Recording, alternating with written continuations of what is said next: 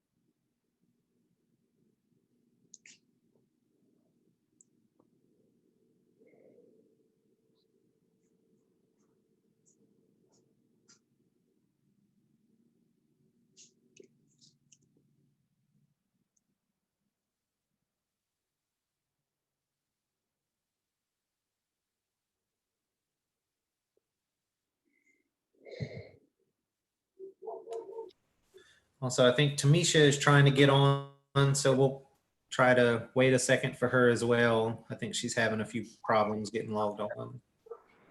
And Brenton, Hyacinth just texted to tell me that she had emailed you to let you know she couldn't be with us at 9:30, but she'll jump on when she's available to. Okay, that works.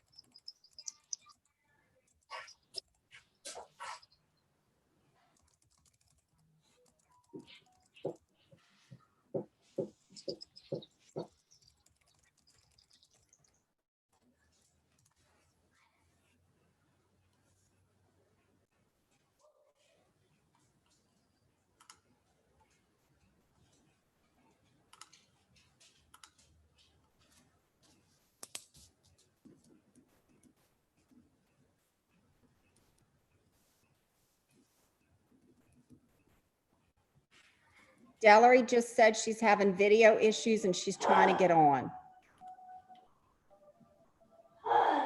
Okay, thank you.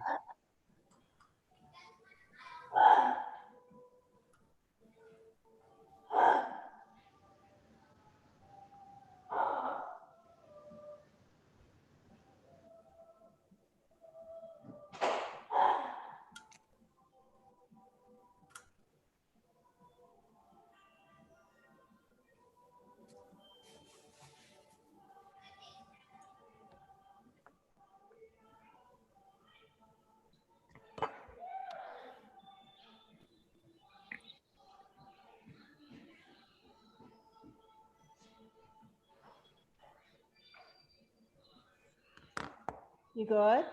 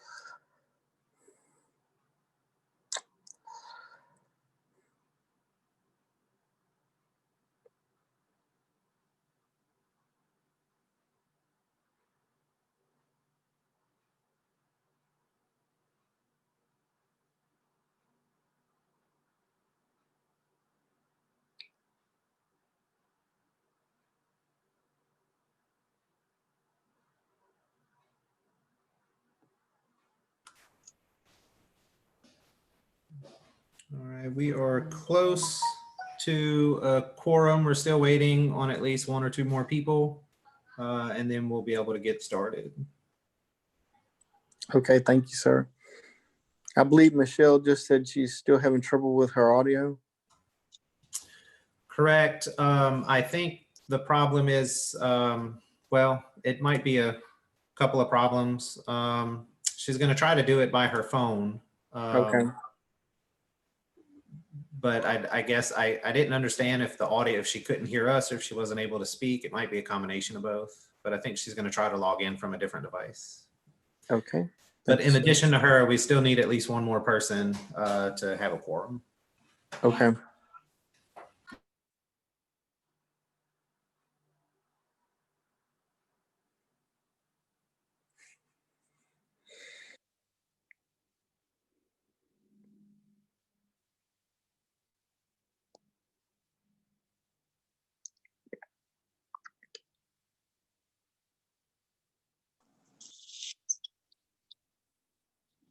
Hey, Randall, it's Mary. Can y'all hear me?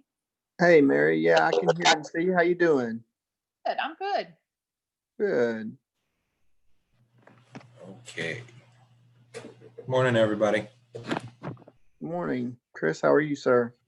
Doing well. How are you, Randall? I'm good. Thank you, sir.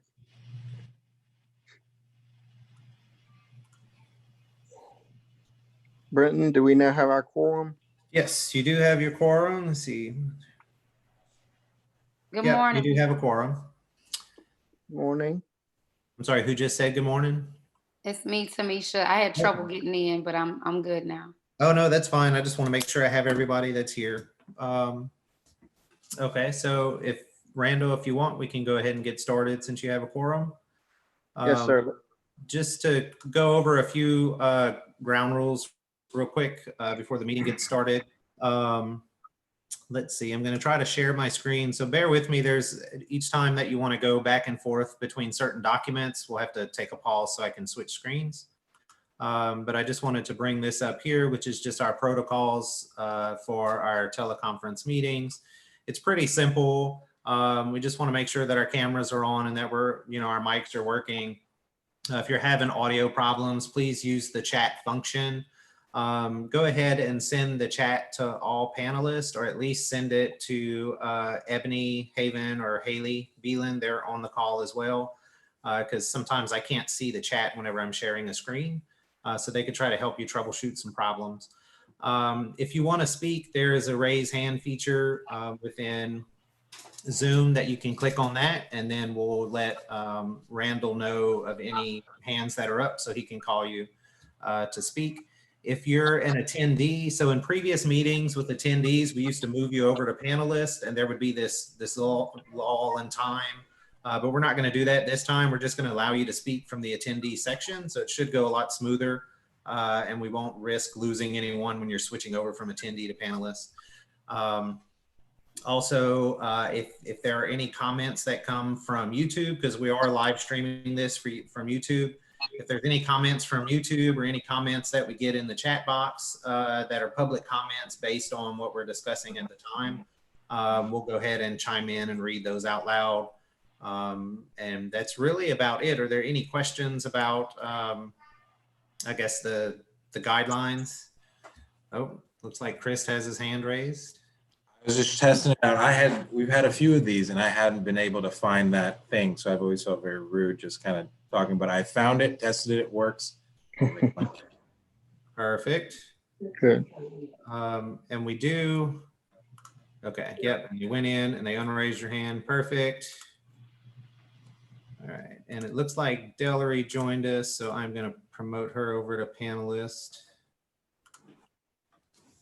And then, okay, that is it. I'll turn it back over to Randall and I'll put your agenda back up on the screen. One moment.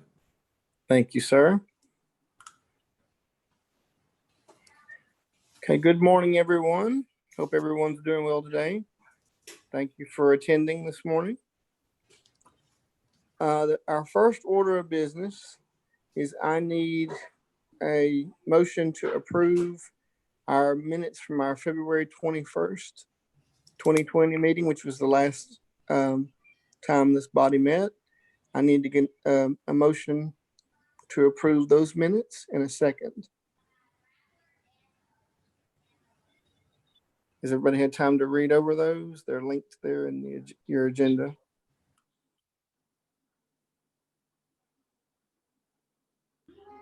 I'll make the motion to approve the minutes. Thank you. Kim has made the motion to approve the February 21st, 2020 minutes. Do I have a second? This is Mary. I'll second.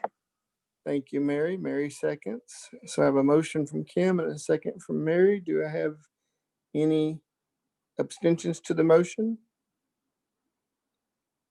Any objections to this motion? Hearing none, this motion carries. Thank you, ladies. Okay, and our main order of business today is the discussion of the Llano proposal and our draft contract and deliverables for Llano. So who would, I was not present at the February meeting. Who was the person on the committee here that dealt with Llano in terms of getting the proposal? I did read the proposal, but is there any one of you who dealt specifically with Llano getting the proposal to us? Hey, Randall, this is Chris. So I originally spoke with them at the beginning of this process at the recommendation of one of the other members. I can't remember who at the time, but several folks had had some positive experiences with working with them. And I've reached out to them for some other issues in the past. So I reached out to them and they seemed very enthusiastic and willing to help us out with this. It was certainly within the realm of the type of work that they have done in the past. They're obviously local and they work very closely with various nonprofits. Okay, good to know. And this is their vetting. Okay, does anybody have any questions about the document on the screen, which looks to be the description of service from Llano with regard to our proposal here? Hey, Randall, this is Brenton. Just to chime in, it's a long proposal. So this is just a snapshot of the first page, but hopefully y'all had a chance to review it ahead of time. And if there are any questions within the proposal, if you just let me know what page it's on, I can scroll down. And if not, then, y'all can move on. But I just wanted to let y'all know to let me know when you want me to scroll through something. Okay, thank you, sir, for that clarification. So has everyone had time to review the proposal? It is rather lengthy. Has everyone on the committee had time to review it? Yeah.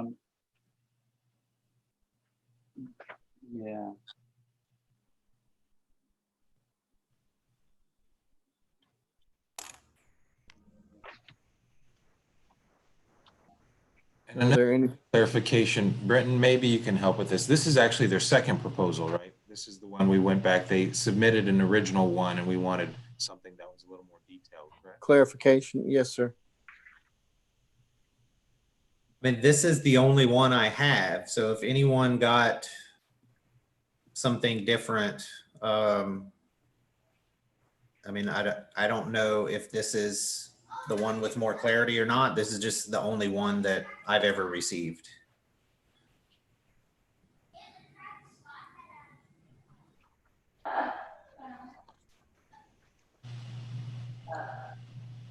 But I will say this is also the proposal. I don't remember if it was one or two. I think it was the last meeting that y'all voted to accept.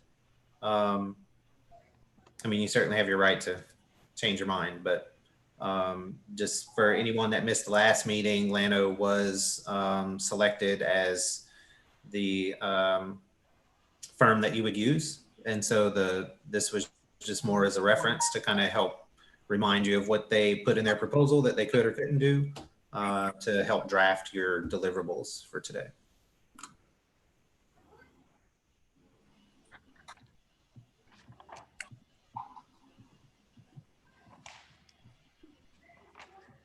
On that note, if there are no questions about the proposal as it stands here before us today, do we have any report on those deliverables as far as, I believe, didn't we have to write a job description? The committee, I mean, didn't we have to write the job description? Hey, this is Brenton again. We do have the draft of deliverables that Phil and Kim worked on. So let me pull those up for you. It was also linked in your agenda, so hopefully y'all had a chance to review that ahead of time. I did, but I'd like to give Kim and Phil an opportunity, since they worked on it, to address us if they wouldn't mind. There you go. So I have it up on the screen now. Can everyone Thank see this? It should say statement of work in the top corner. Yes, sir. Okay. I can see it.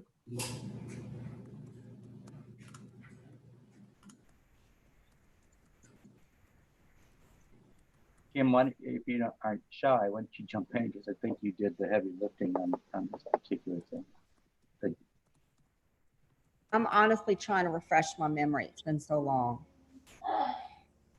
And I might have done the initial work, but you are the one that really made it.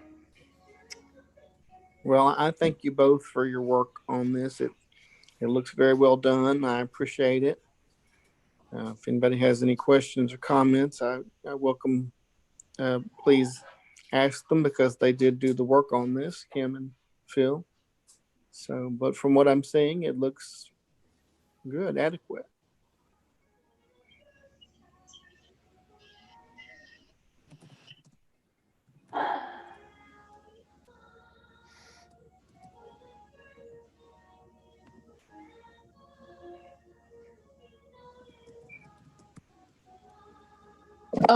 This is Mary. The only question I had was about like how the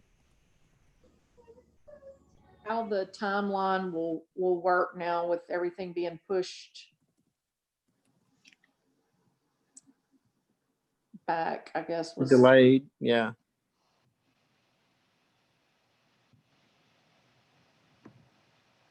Hey, this is Brenton. I won't say that I have all the answers, but it certainly, if you look at, let's see, I think it's towards the bottom. We have specific dates here. That's all shot, basically. Right. I would recommend when y'all go through and edit this that you don't put dates and put time frames. So instead of saying by March 2nd, you would do this, say within 3 weeks of a signed contract, you would do this, simply because we don't know when this contract is going to start, because we have to go through the approval process. What you're doing today is making edits. I can't even promise it looks like that when it goes through the contract process, because LDH may say this or that can't be in there. Lano may say I do or don't agree to this. So this is kind of like a rough draft just to give to Lano to see if they would be willing to accept the contract. But as far as timeframes go, I would say think about a general time frame that you would like this accomplished in and go with that. So a month, 2 months, a week, whatever it may be, not necessarily do specific dates, just in case it takes a little while to get the contract approved by LDH.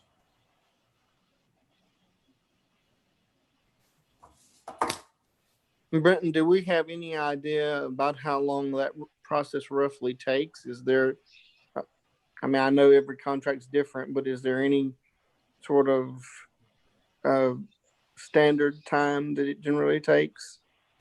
I don't necessarily have a standard time. I know from my experience, I've seen it going through as quickly as a month, and I've seen it take 3 months. Okay, and I believe, Kim, you have a question? I do, and please forgive my memory because it's shot. Can we approve Lano ourselves, the committee, or does this have to go to full council to approve Lano? And We then can, start it. we can approve it, Kim. We have the authority from the council to approve it. Thank you. Yes. Michelle, did you have a question or a comment?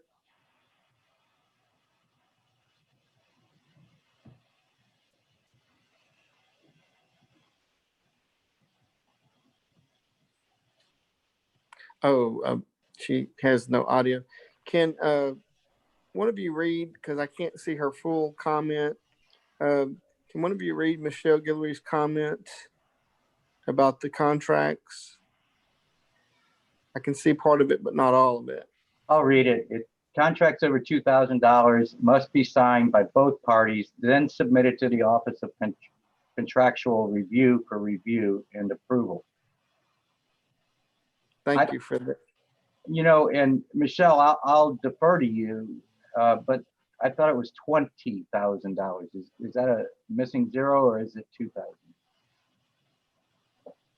I'm pretty sure it's 20. Okay, it's probably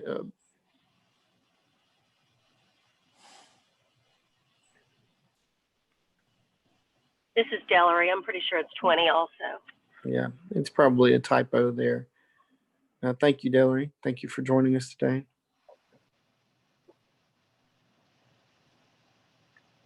Randall, if that is the case, I'd like to make a motion that we go ahead and draw up the contract and sign it with Lano and get them to sign it, and let's get it to LDH as soon as possible. Because we're so far behind the 8 ball right now, it's not funny. I agree. So Kim has made a motion for us to accept this contract, for us to sign it and get Lano's approval and send it to LDH for consideration.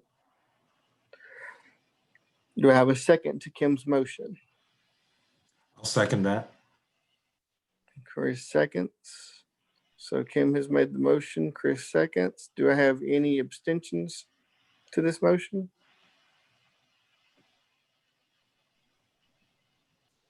Do I have any objections to this motion?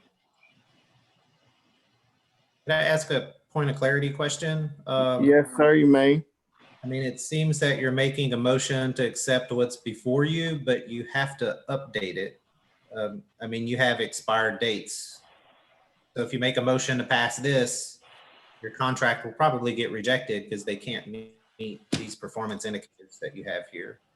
Okay. So So you essentially, would actually update this document to be how you want it, and then you would motion to pass this document and get it signed and sent over ASAP. so it's the timeframes that we need to adjust, correct? The scope of work timeframes from March to July. And the amount to 20,000. Right. And Okay. I like Britton's original idea that instead of dates, we just use durations in time, and we can make all the adjustments. And if you just use March 2nd as a starting date, you'd use the same Right. thing as like within a week and then within X amount of months and so on and so forth.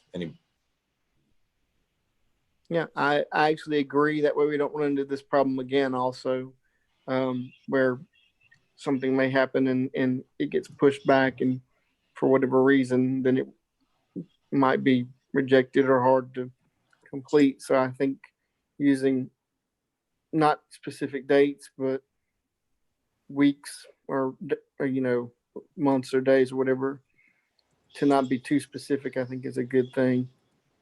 And I can edit this document as you're talking about it. So if you just throw out ideas of what you want to see, I can make the edits so you can see it on paper. So with that said, just jump in and I'm just using other people's idea here. So, but just to get somebody to say it is, so instead of saying March 2nd, 2020, it would say, I'm proposing this, I may not have it right here, but within 14 days of the fully executed contract, something to that effect. That sounds good. Yeah. I like that, Phil. Thank you. And honestly, yeah, there you go. I think execution is different than approval. You can get something approved and it's not executable. So. Right. Thank you for that clarification, sir. So we're giving 14 days for contract execution. So then that leaves us with step 2 to begin advertising and identifying potential applicants for the position. So if we give 14 days for that, then what's the time frame everyone's comfortable with on setting for advertising position?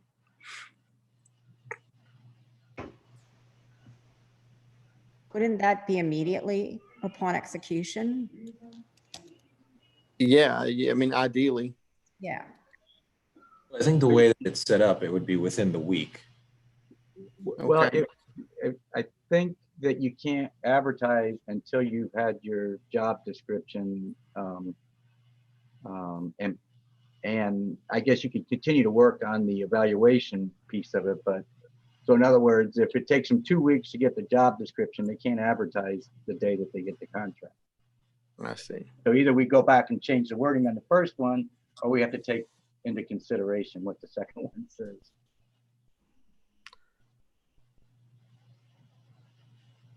Michelle had another comment, I believe, or question.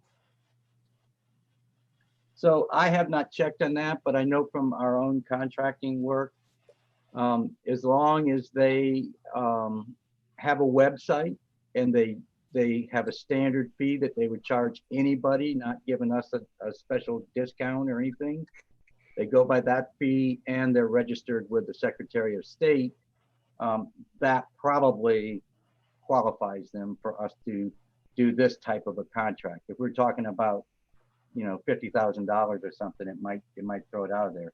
Somebody still should check that, but I'm just telling you we do a lot of contracts, so I'm kind of familiar with, don't take my word for it, but that's my working understanding.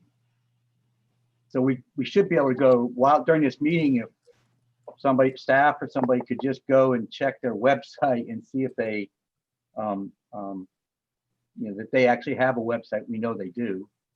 So I don't know if we even have to check that, but we probably do. If somebody could go to the Secretary of State's website or whatever and see if they're in there. She had a Michelle has more. yeah. I will say, sorry, this is Brenton. We have contracted with them before to do some trainings. It was some years ago, but I mean, we did have a contract with them at one point in time.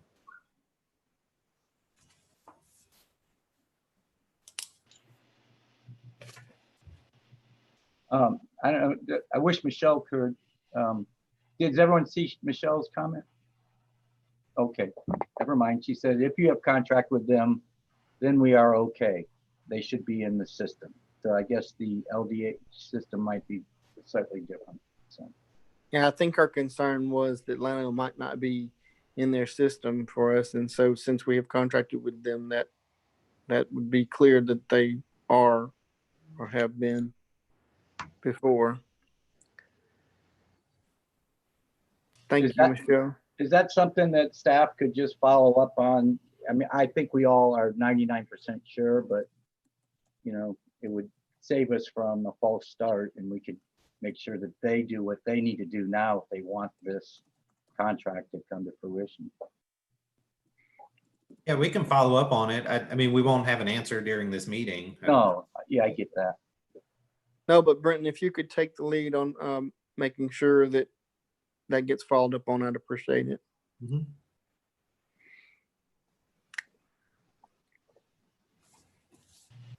Okay, so back to our timeline here. So if we give 14 days for contract execution, then do we want to change that, or do we want to change, we want to give a week for the second step, which is to begin the advertising and identifying the potential applicants? My suggestion is we start developing the job description to be utilized now and not wait for the execution, so that as soon as it is executed, we can begin. There's no reason to wait. That's fine with me. I mean, you guys have the job description written. We just saw it, right? And no one had any objections or clarifications for it. So I think we're good with that. And so we can begin. I thought that the performance, or part of what the company was supposed to do, was help us with the job description too. Well, they are, but I mean, we give them, we're going to send that to them as I guess, a starting point, and they'll help us clarify if we need to, do it different than that. But what I saw looks good.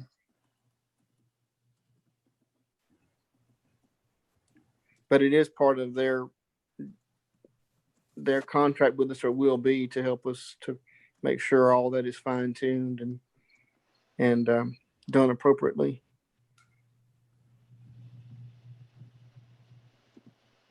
So what's the time frame we want to give on that, though? We want immediate start, but once it's executed, so how long do we want to give?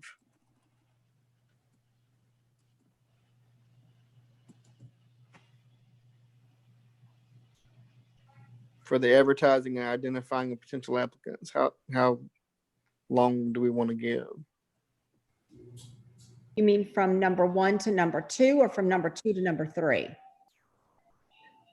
Well, if you've started execution and we want to immediately do advertising upon execution. From number 2 to number 3, how long do you want to give? How long of a process do you want that identifying of applicants and advertising to be? So just for my clarity, sorry, are you combining 1 and 2? Is that?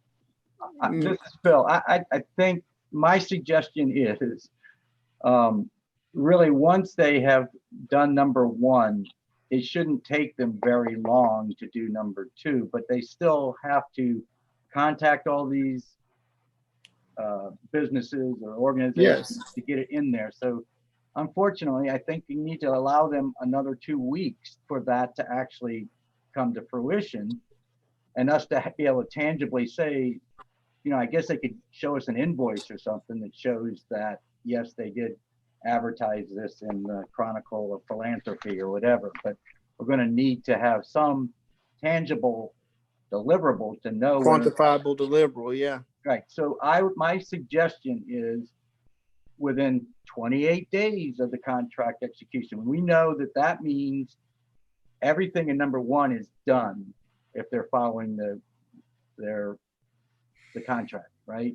And now, Right. If they get it done even quicker, great. They can go immediately to number 2.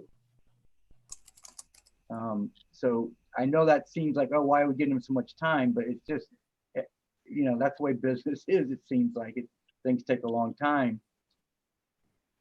2 to 3, I think, is a long period of time, much longer period of time, because, Right. At least another month is what I'm thinking. But yeah, I was going to say a month. Yeah, I mean, the way it's said, I think there was about a month and a half gap right there. But you also have to consider, will the COVID situation impact any of these timeframes? I don't know. Right. For consideration. That's one of the reasons why I don't want specific dates for this stuff, because we don't know the answer to that specifically. And it's a long process of time here, so. I'm going to just throw something out just as a thing that people can react to. Is how about we say 45 days? And that's roughly a month and a half. Now, that's 45 days from number 2. Right? So right. If we're just doing straight numbers, that's 73 days from the execution of the contract. Right. Yeah, I was thinking somewhere between 30 and 45 days myself.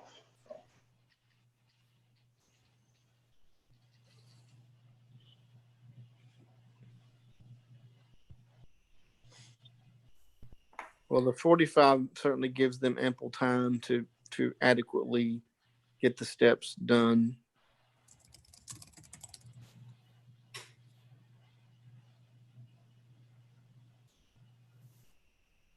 Well, so let's talk about what would have to happen to that to happen. So let's say 28 days from the execution of the contract. That's when the ad first is posted, right? At worst case scenario. Hopefully it'll be sooner than that. Right. If that's what happens, then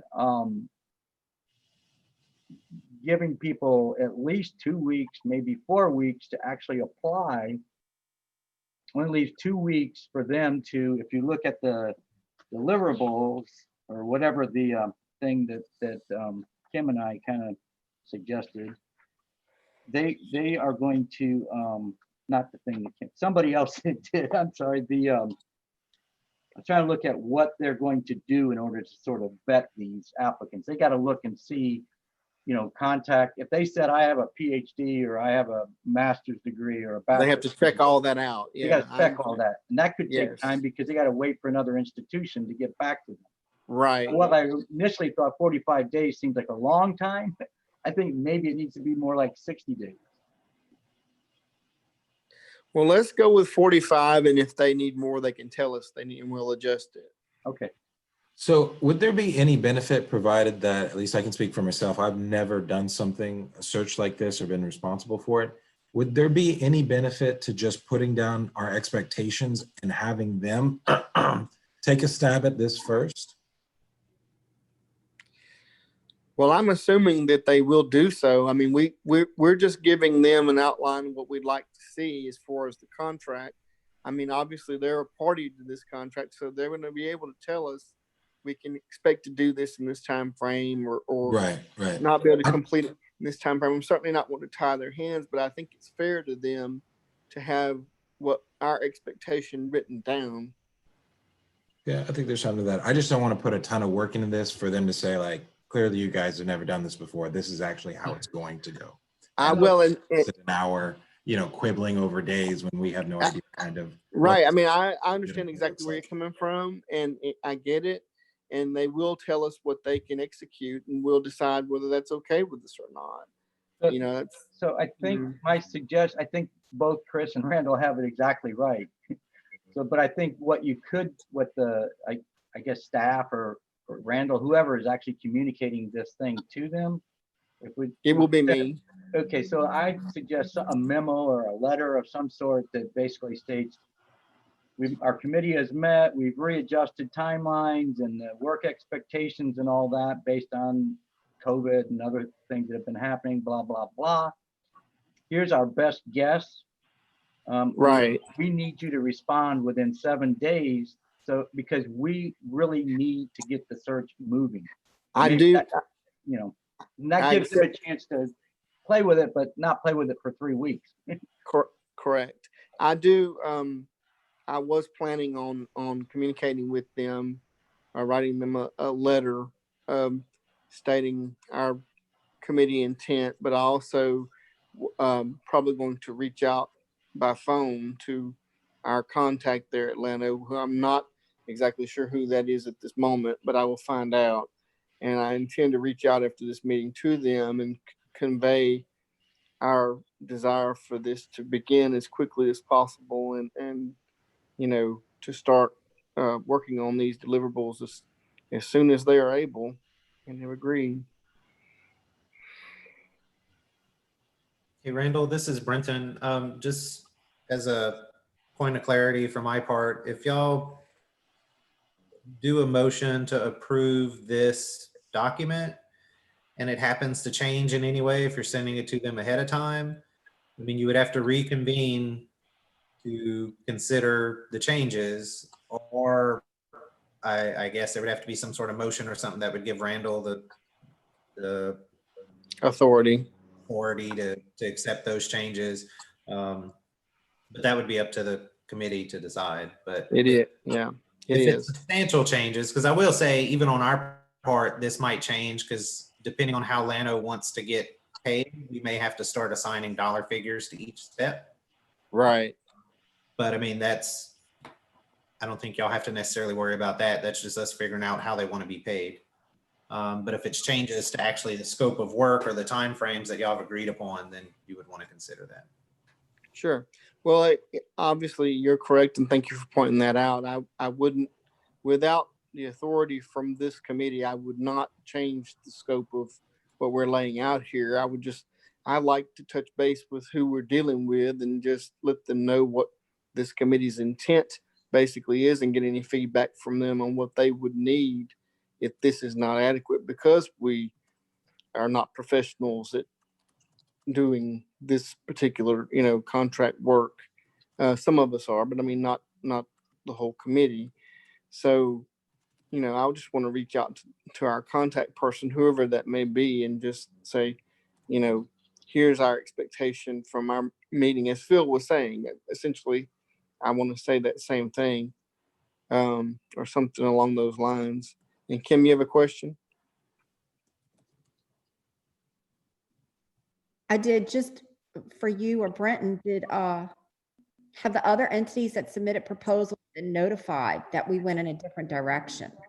I have held off on notifying them until we met today, Okay, because I wanted to make sure that we did in fact agree. I mean, you already had agreed, but you had the opportunity to go through this, and I wanted to make sure that this contract is ready, to be sent before I gave all three of those official word that we have gone this direction. So after this meeting, I will do exactly that to all three. Reach out and let them know we've gone with Lano. thank you. Thank you.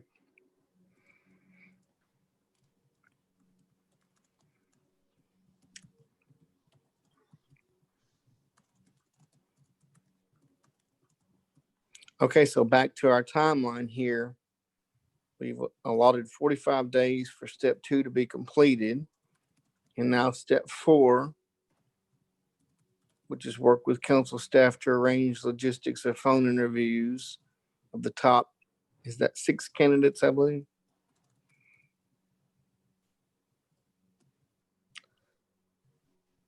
What's the time frame we want to hopefully see on that part of the process?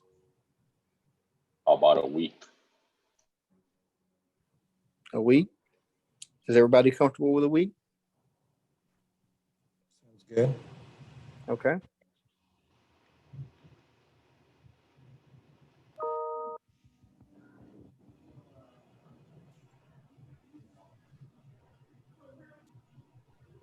I'm going to make that change to a week. Sorry, are you saying within 1 week of step 3 being completed? Is that what it is? Yes.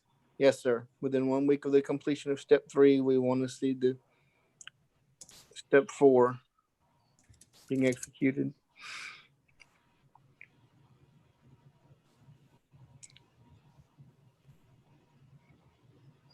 Which brings us down to step 5.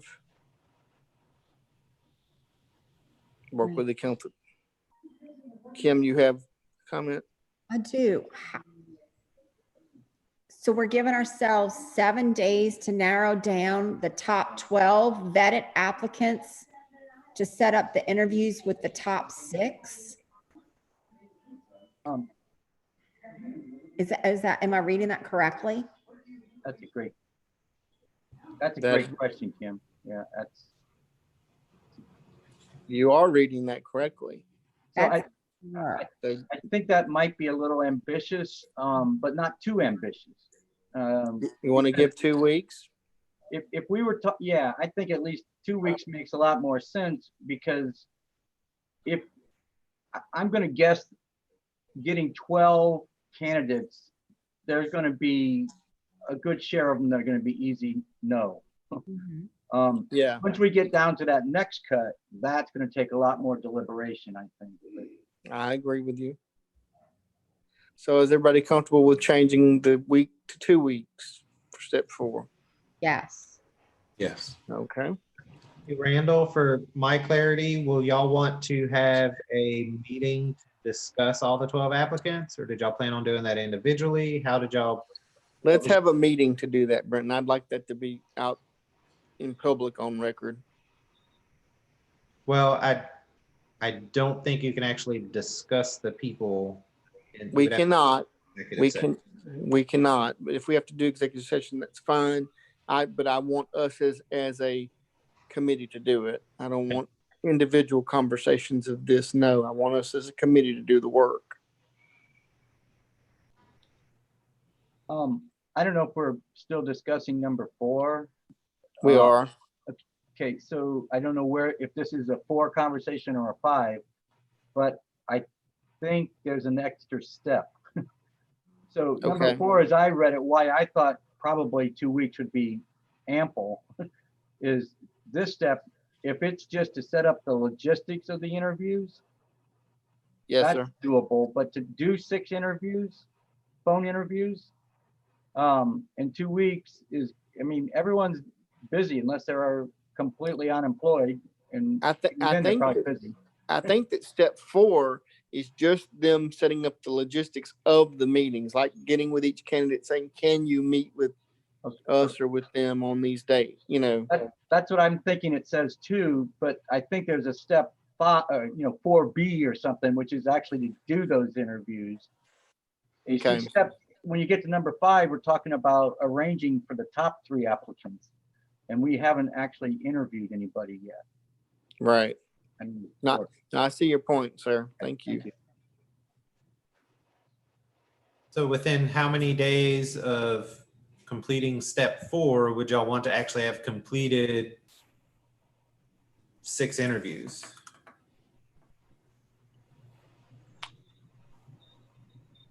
Now, here's where I would say within another week. I think that's, I'd love to do that, say that that will work, but look how many people we have here. We've got to give some leeway to the applicants for their schedules. Okay, so Think 2 we- weeks. I think that's ambitious too. I mean, I'd love to do it that way, but if we're saying that up front, I don't think that's realistic.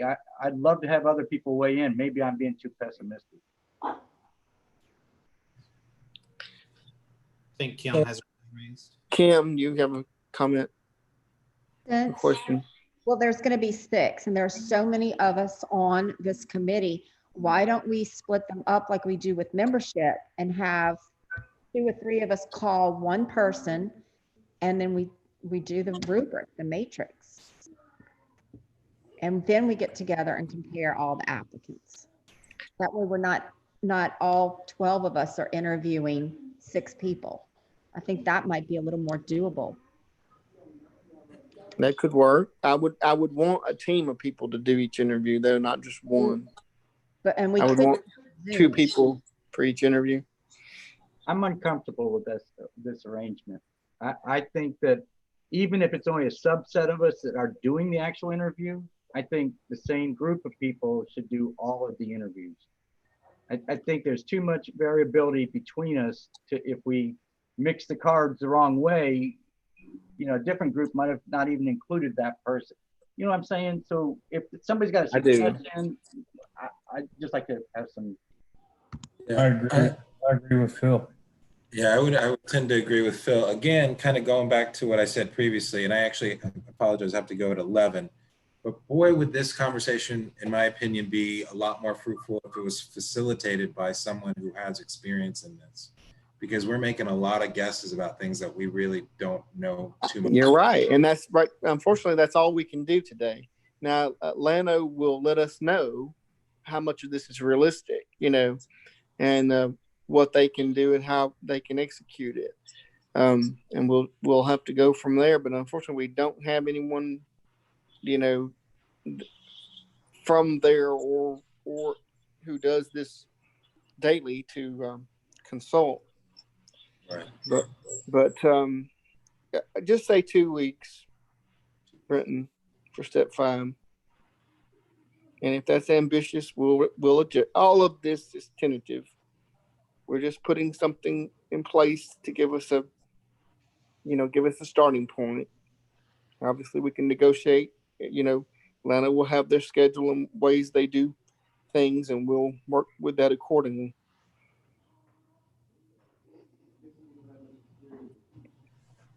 So I would like to circle back to my comment about, I think Kim is right on. To get 12 of us on all the calls is going to be really difficult.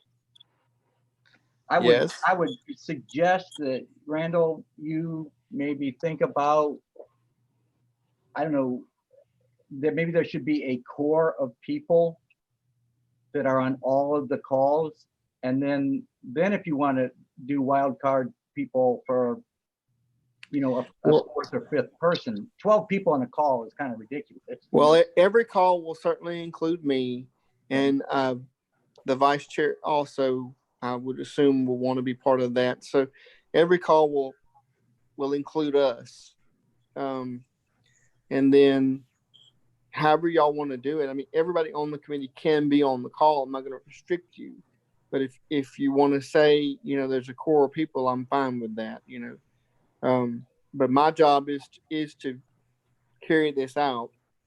So I will be on each of the 6 calls. That makes perfect sense. Yeah. I can't seem to find the raise hand function, so I'm gonna raise my hand. Okay. Typically, when we do interviews like this, we set an interview panel. So even though there's 12 people here on this committee, you could get a core panel Yeah, that's fine. I have no problem with that at all. of I 3 or just need 4 y'all to people, volunteer. and then that way, if all 12 could attend, but Yeah, yeah, the 4 people who would be the that's panel. perfect. That's perfectly fine and understandable, and I'm happy to do that. I just need 2 volunteers then, because the vice chair, I'm almost certain, will want to be part of this, and I will be. So there's 2. So I need 2 more to agree to be our core interview committee. Randall, I'd like to suggest or ask that Mhm. either Delary or Adrian's with the governor right now, and Delary had to jump off and she's going to come back on. One of those should be on that committee. They are perfectly able to join whenever their schedule permits, Kim. I will not block anyone from being part of it. I'm just asking for someone to agree to be our core. So Well, that's what I'm asking, one of them be as the core. Delary can be the core if she's willing, because I know she's a former chair of the council and has intimate knowledge of how we work, and I think her input would be good to have. Great, thank you. So if she's willing, she's part of the core. So I need one other person from this committee. actually, Randall, I want to jump in and just say that as sister agencies, all funded and directed by the DDAC, I really Mhm. feel like Chris and I should be on the core. We need That's to fine. have a work as 3 agencies, which we haven't done well over the last couple of decades. So Well, I think that's important. I'm glad you both are part of this. I'm glad you want to be part of this. I'm not trying to block anyone. I'm trying to establish our core. So if you gentlemen have the time and want to be part of that core group of interviewees, welcome. Hey, Randall. Sure Chris does, but I do. Thanks, Phil.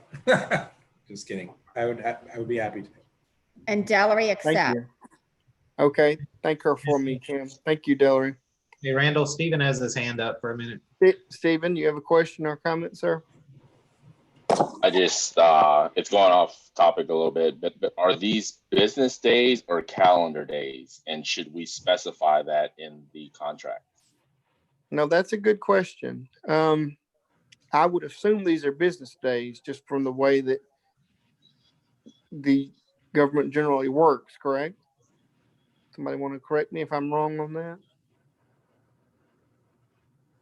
I mean, it's a contract, so it could be whatever you want it to be. Right, but I mean, just looking at how things work in terms of you guys don't work on weekends kind of thing, you know, I would assume that these would be business days. Randall, I just want to correct one thing. I don't know who you think doesn't work on weekends, but okay.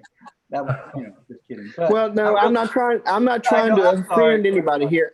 No, I'm you just didn't. saying, I was just trying to inject a little levity. I understand, thank you. Didn't mean it. But- Sorry. But Monday through Friday, I mean, Right. I'm just trying not to confuse anyone. Monday through Friday is what we would assume would be, the way that this would work out. If someone wants to work on weekends, they certainly would. But I mean, that's just realistically, we have to assume it's going to be worked on during the business day Right. cycle. So I think the intent when we said 14 days, in my mind, Right. I was thinking of 2 weeks, Yes. so I was thinking calendar. But to just remember, if we change this to business days, we are, stretching that out quite a bit. And if that's what Exactly. people want, I'm fine with that. I think it needs to be calendar. Fine, it's calendar. That's fine. I have no problem either way. I just want to get this done. Right. Because Lano's, I would just change it to weeks. listen, guys, listen. Lano's going to tell us what they can do. I Right. mean, it's not going to be just that, here you go, you have to do all this. I mean, they have a staff, they have processes, so we're going to negotiate. It's not, I mean, we're going to do the best we can to move this forward judiciously, but I mean, they're going to be part of this too and tell us how they can move forward, best. And so this is just to give them our best guess. Hey, this is Right, right. Brenton. So just for clarity for me as I'm typing this, do you want it calendar days or weeks? Calendar days. Okay, and then as far as I guess the interview panel, I have Randall, Hyacinth, Delary, Chris, and Phil. Is that correct? That is correct. And if anyone else on the committee wishes to join, they are more than welcome to do so. This is not blocking anyone from being part of this decision. As a member of this committee, you have the authority to attend every meeting.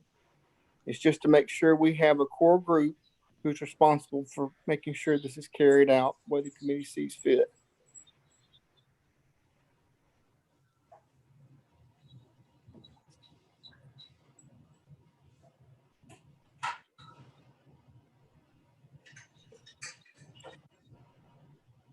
Now we're down to step 6. How long do we think we need for that set of scope of work?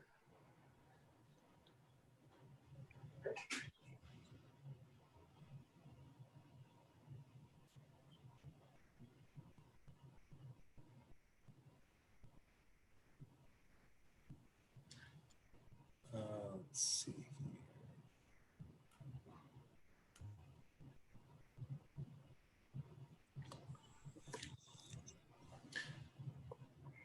How much time does it take the public sector to narrow down 6 candidates to 3 candidates?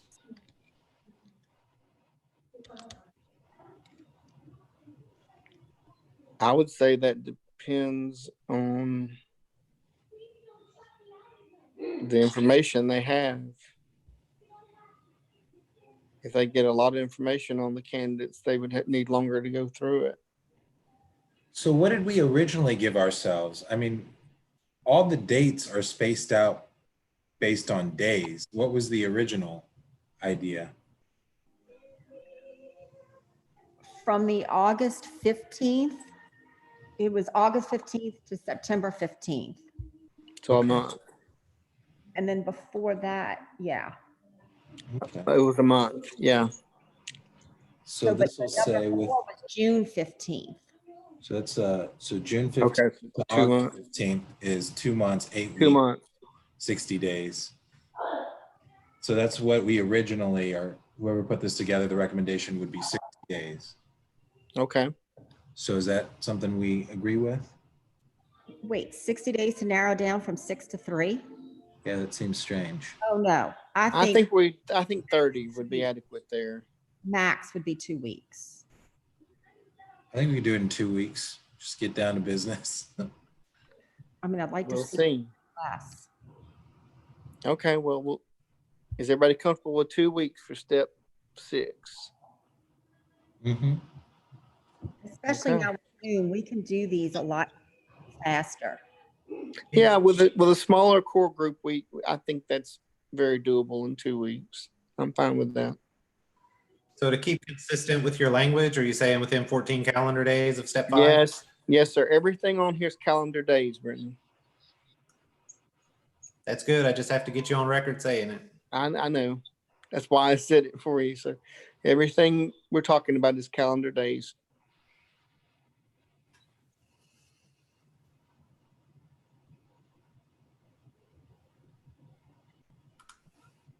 So now step 7.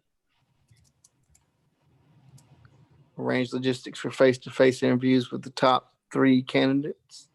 That would presumably be something I'd want to do at our at a council meeting.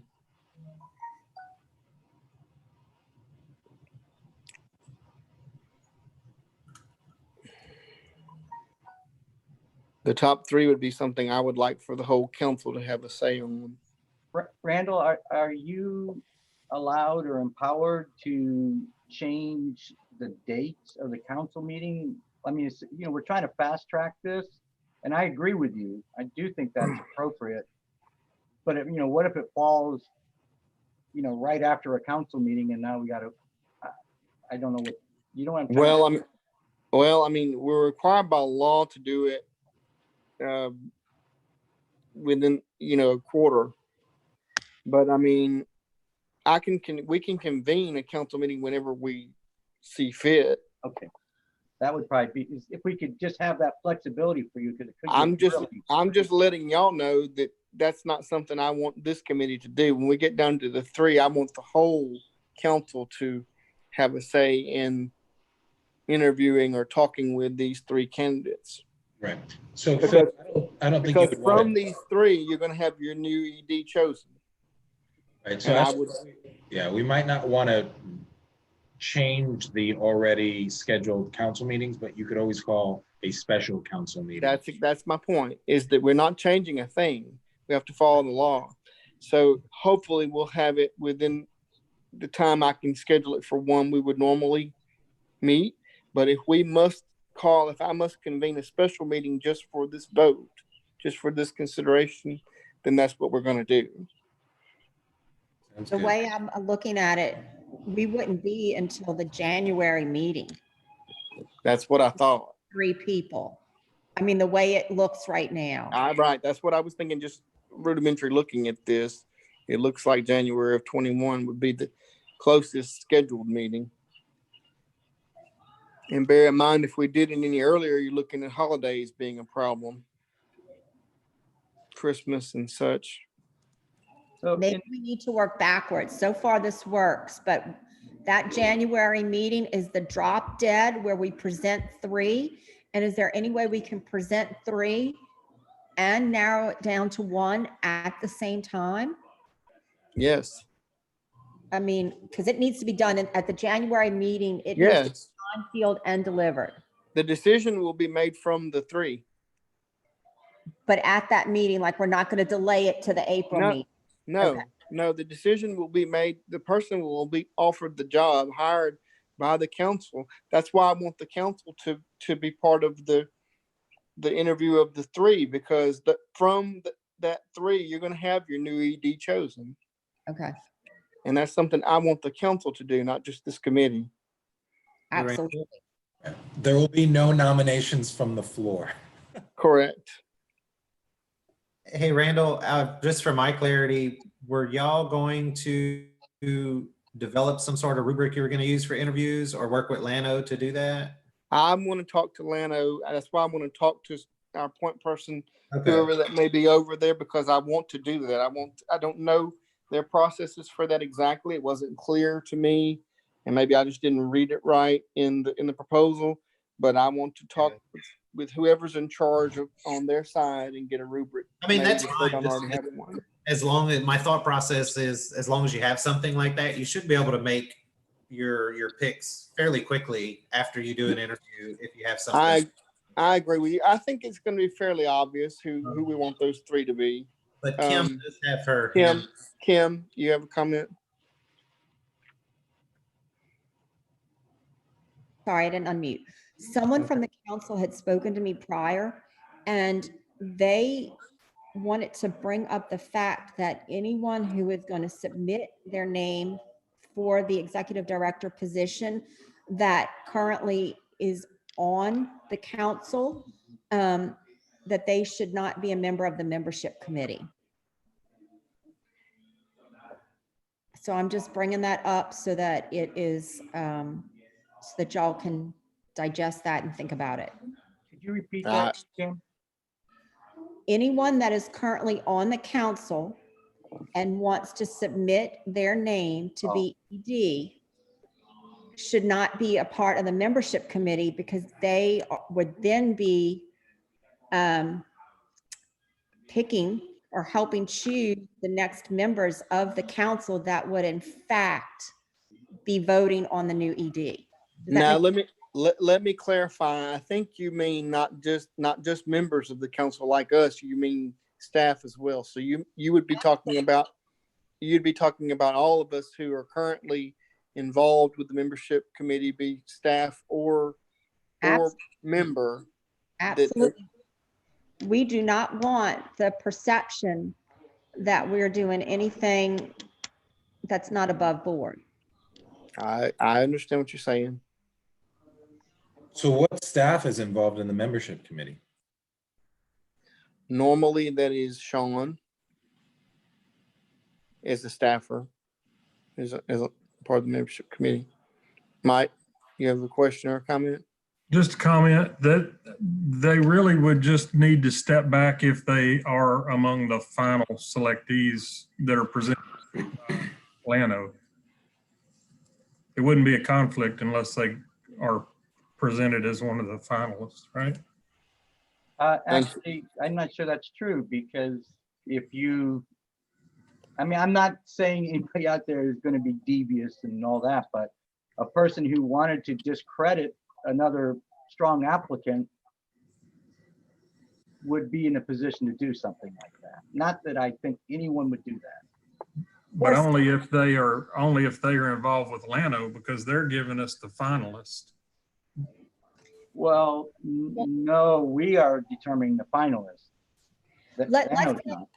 Let's say I'm sitting on the membership committee, but I want to throw my hat in the ring to be the next ED.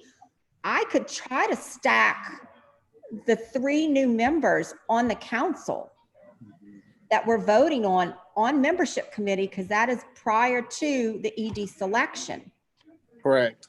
3 people in my court that I placed on the council. That's what we're saying. So, here's the deal. I think you guys chime in, but I think if there could be an appearance of an impropriety, you have to treat it exactly as if you are correct, sir. That's how we operate. And so I think, to Kim's point, I think, again, I'm not suggesting anybody would do anything like that, but it could be exactly what Kim just said. So I don't know how, yeah. It could, how many seats open? Pardon? I didn't catch that Seats last are part. open? How many seats do we have open? We have 3 seats currently open. So the idea is that those 3 seats will be filled by the time that this vote is taken. Is that the? Yes, sir. They definitely would be. I could see where Kim's coming from. Me too. But what do we need to tell people who are involved with the membership committee at this time so that Well, that whoever would be involved with membership committee is part of their duties to this council, and that and I'm not saying council members, I'm saying staff, I'm saying everyone involved normally with membership duties would have to recuse themselves from the decisions for the next 3 seats. well, also, like, staff should not have in any, like, Right. This is, it shouldn't apply to staff, because staff is influencing who is on the council. You're not supposed to do that, period. Like, as an executive director, I'm not allowed to influence who is on my board. I can't pick my bosses and things like that. So I don't know that it really, if things are working the way they should be working, I don't think it should apply to staff, because they shouldn't really have any say in who's on the council. What if they? But we're back to the point of, I get what you're saying, but we're back to the point of appearances. And so if a staff member puts in their application and is to be considered, and I don't know if one will or not, but if one of our staff does submit their application, and then they are part of that membership that helps us select these 3 applicants, then you would have a situation where the appearance that they could help choose 3 people who would vote in their favor in January is there. hey, Randall, this is Brenton, if I may. So what Chris said is absolutely on point. I mean, no staff should have any decision-making authority over who gets appointed to the council. I can only speak for myself as far as my intentions of whether I would or wouldn't apply. And the fact that I staff this committee means I have no desire to apply. Right. To executive director. But I can't speak for other staff, but know that an in-person meeting is a lot less complicated to run than one of these Zoom meetings. Sure. There are people even remotely interested on staff. You're going to run into a problem of you may not have the staff needed to make these meetings run because there's a lot of background logistics and I understand exactly where you're coming from. I do. just wanted to throw that out there for consideration. I mean, you may be able to get away with just a few staff running, but I mean, you would have to poll staff and all the members of the membership committee to determine if any of them choose to apply. And then they may say no now and they could change later. And that would apply for your council members as well. So. Right. So we should definitely do something. I mean, I have no idea if any of the staff are going to apply, including Sean, but. Neither do I. I honestly have no idea who. Yeah, but since we know Since you're Sean is one. part of the, as defined by how we're defining it right now, part of the membership committee, and if that's the position of whoever, then yeah, we should let them know. We can't just say like, at the point in which they decide to submit their application, we can't say, oh, sorry, you're actually disqualified because X, Y, and Z. No, I agree with you. If Sean were to decide to put his application in and not just Sean, but anyone on staff, then I would have to be in charge of letting them know that, well, then you would not be able to be part of the membership committee discussion. For clarity purposes, I think you should probably have that same rule or however you go about this for this committee as well. Not just. No, no, you're right. But you've already indicated that you're not interested, so we're good Well, I'm there. talking about members, the committee members, search committee members, not staff. We figured that with staff, which is why I was your appointed staff. Right. But as far as your search committee members, I mean, that was never anything that was brought up. So any of the 12 members, if you even remotely Yes. have an idea that you want to apply, then you should probably step down. If you're That is correct. If there's any member of this committee who thinks they would be interested in applying, then you would need to tender your resignation from this committee in order to pursue that. So do we need a motion? I mean, we can certainly do a motion. I don't object to that, but I intend to carry out what we decide. So it's up to you. Well, I just want to make sure that it's not just for staff, but it's for council members also. Correct. Council members to me is a much bigger deal than staff, but provided, to Phil's point, the perception of something should be addressed. Mhm. Correct. It's just, I mean, it would be those of us on this committee agreeing that we agree we're not going to apply for the job. And no one Randall, on. that's well stated. I think, I'm sorry, I didn't mean to speak over you, Kim, but No, go ahead, Phil. I think you nailed it. It's as simple as saying that, and then to somebody else's point, Chris, or somebody said something like, yeah, we need to tell them now. Because if we do it later, it looks like some sort of retribution or gerrymandering of who can be selected. I think maybe we do need a motion. Okay. I would like to make the motion that no member, staff or council member of the search committee or of the membership committee may Apply. It may be an applicant for the executive director position, and that we disseminate this information immediately to all staff and council members. Okay. Do I have a second to Kim's motion? Wait, hold on, I'm trying to type it for you guys. Kim, so no member or staff of search committee or membership committee Shall be an applicant for the new ED position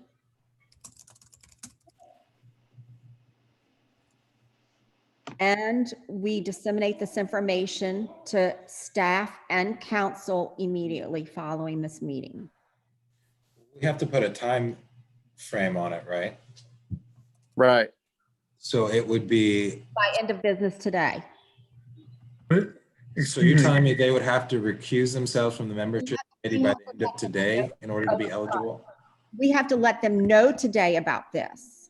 I would say give them to Monday to let me know.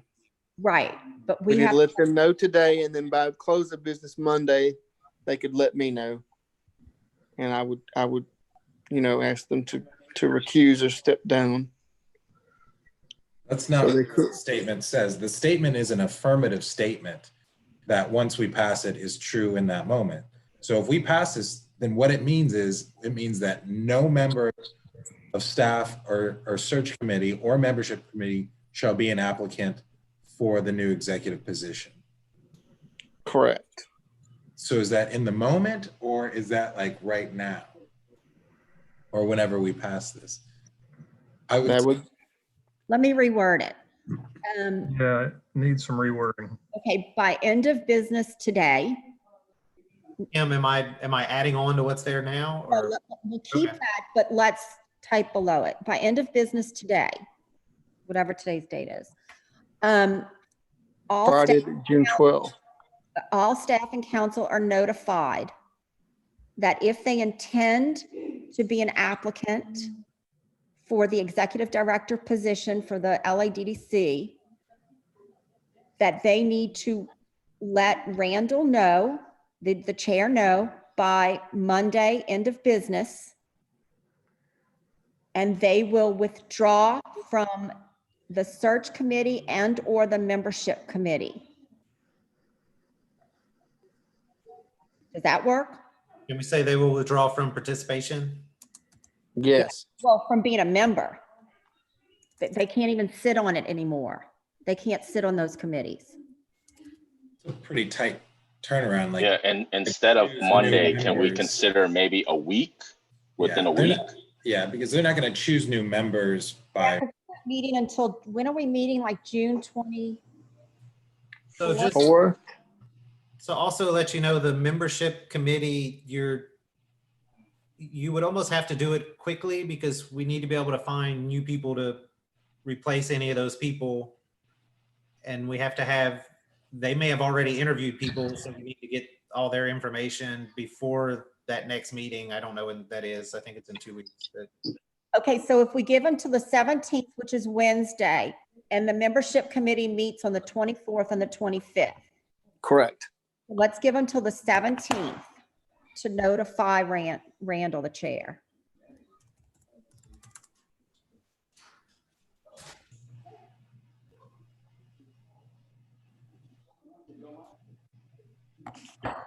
So just as an observation, if I were considering being the executive director, this is 100% hypothetical. I would think that by now I'd already considered that if I were on one of these committees. I mean, it's not like this is new news that we're looking for a new executive director. So I don't think that doing it quickly is going to be a problem, because most of these people, or anyone who is already on this committee who maybe, you're not going to say, well, I don't want to risk my position on the membership committee, so I'm going to stay there instead of apply for the executive director. That just really doesn't make any sense. So I don't think that it is a problem if we have a tighter turnaround date. And I'm saying this only if the committees might need to replace people. I'm just looking at my calendar. Are they going to have enough time to do it before the next meeting? So if you say on the Wednesday, the 17th, and Kim, you said your next meeting is the 22nd? 24th. Oh, 24th. So that gives a week. Is that enough? And I'm just asking. That would be enough time for me It to is. Okay. ensure replacements, yes. Okay, great. Just want to make sure that gives everybody an opportunity or y'all an opportunity to fill those spots. Thank you, yes. Okay, Brenton, we can erase the top one. Thank you.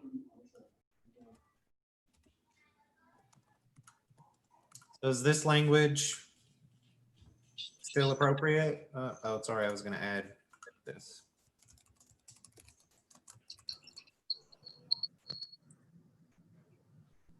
That's better. Thank you, sir.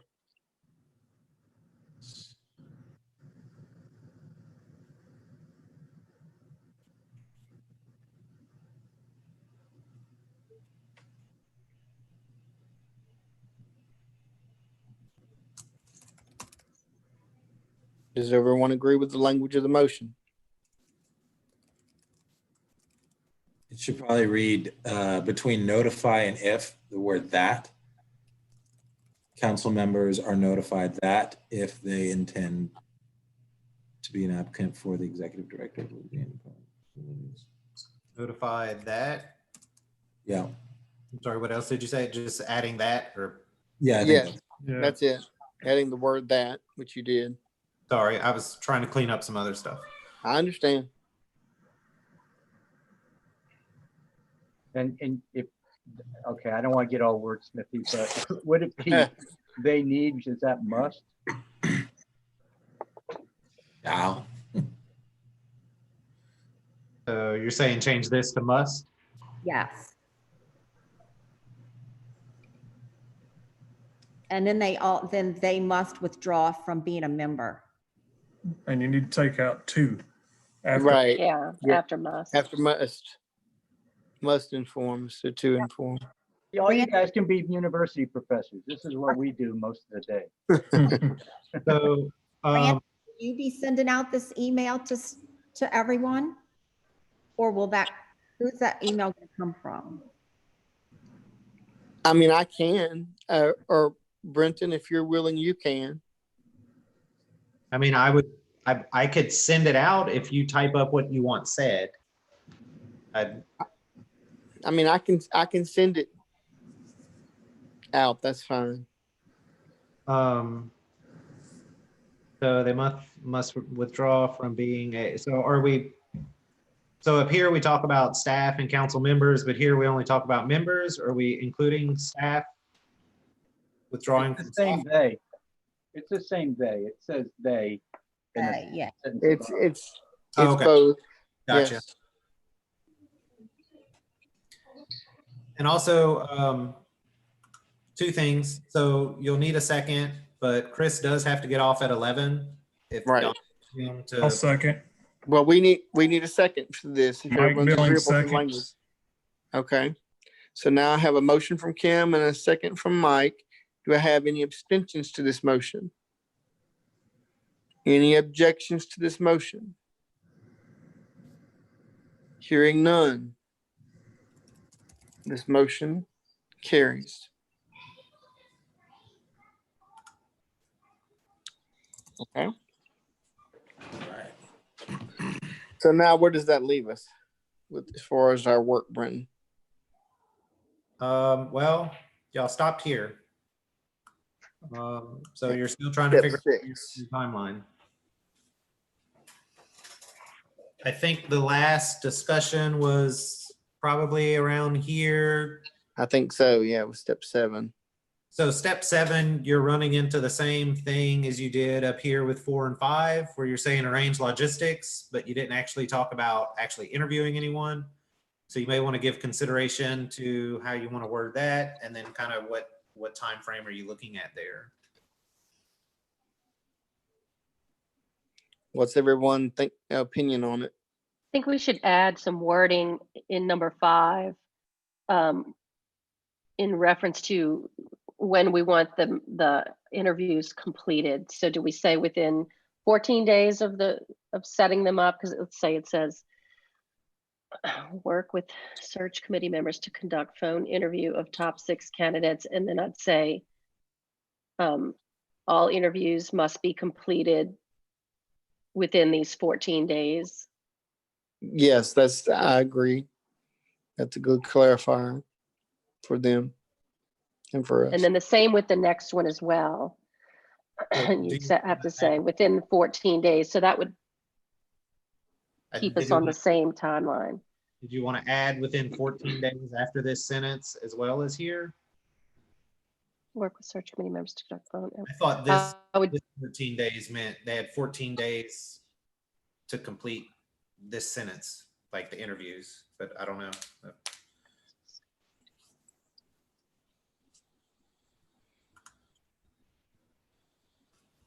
maybe just add to the end of it, to be completed within this 14 days, just so it's clear. Because it discusses arranging the interviews. Right. It's kind of So vague. So I get your putting, point. yeah, I mean, are we putting a deadline on the completion of scheduling the interviews or Right. or Right. I know. I of get your point. actually your point. conducting the interviews? So if that's the case, and I think that sounds ambitious, but it sounds fine, and we need to be ambitious, but it could be work with search committee members to arrange and complete phone interviews of top 6 candidates within the 14-day period. Mhm.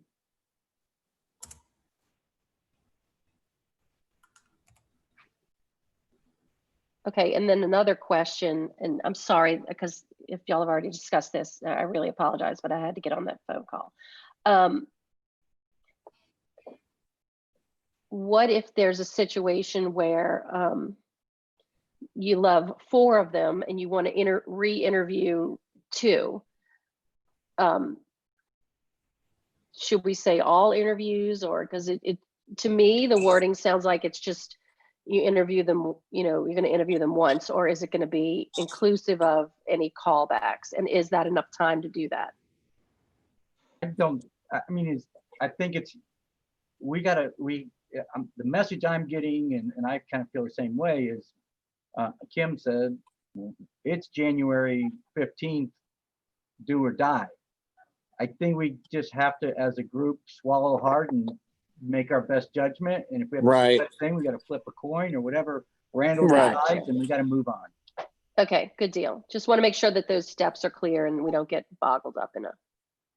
Hey, sorry, Randall, just to let you know, we had a public comment. I think it was in reference to the previous motion you did. It was Okay. Katie Corcoran, and she said she supports this motion after a history of transparency issues. Thank you, members, for taking this action. Okay. Thank you for sharing the comment, Brenton. Thank you, Katie, for your comment.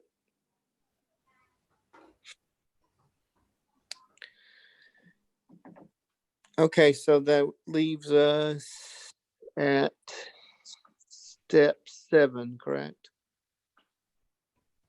Which is arrange logistics for face-to-face interviews with the top 3 candidates. And as I've already stated, I want that to be at the January council meeting. I'm sorry, Randall, I was checking for a comment. Did y'all make any changes here? I know y'all were discussing 5 and 6. No, we didn't really make any changes there, Brenton. Okay. It's pretty much going to be as written, and we'll use our discretion as those interviews unfold. Gotcha.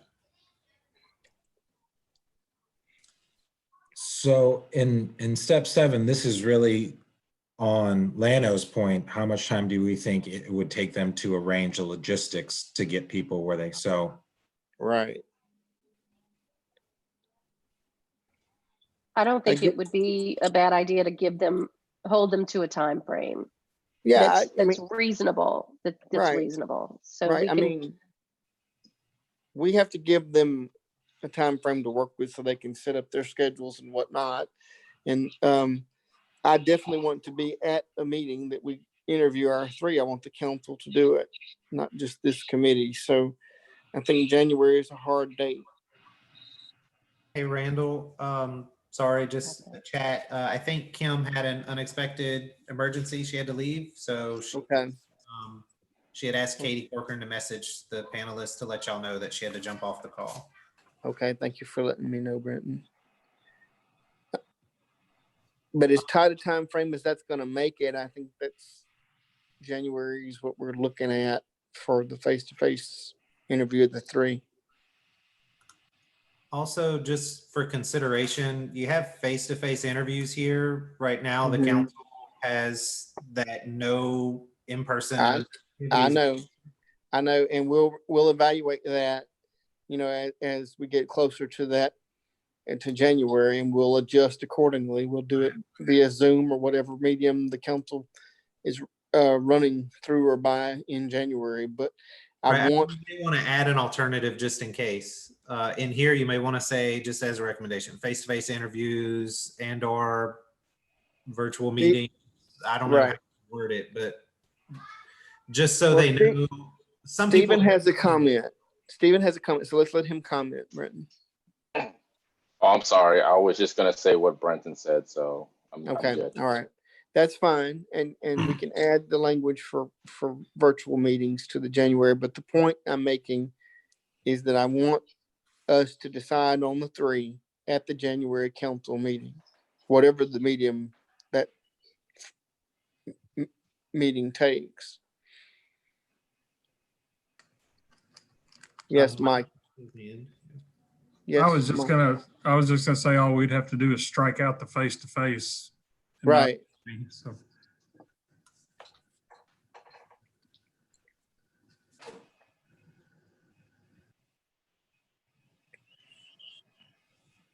So is this date here y'all wanted to have by the January 2020 meeting?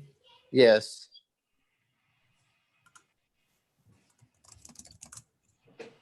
It'll be 2021. 2021. Yes, sir.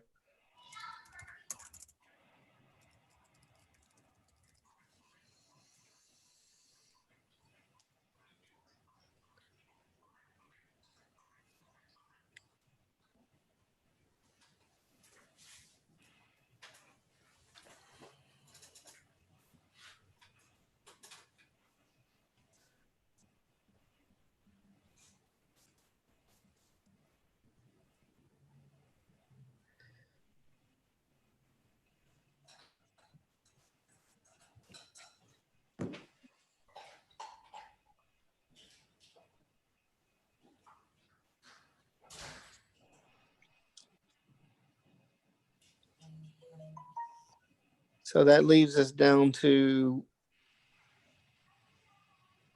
the October bullet, number 8. Provide input, support to search committee on the final selection.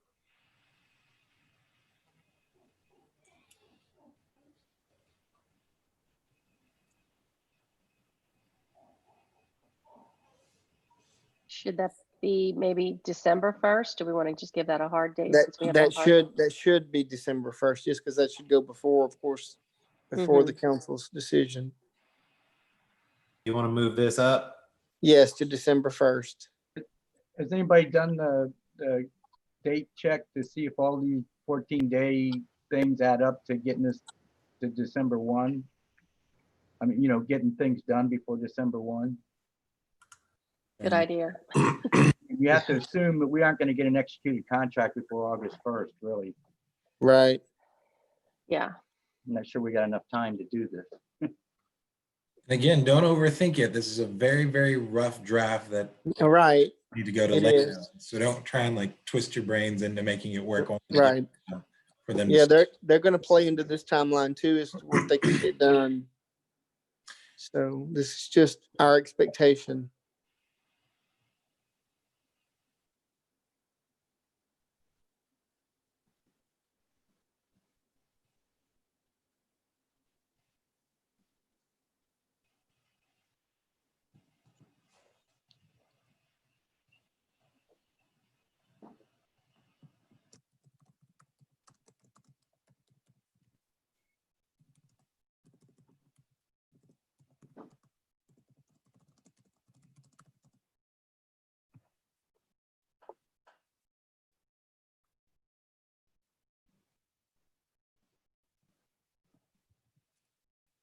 Okay, and so now I'm looking at 9 and 10. So that would be 9 would be presentation of the new executive director to the full council at what would have been the October council meeting. Well, I think it'll be obvious who that will be at the January meeting.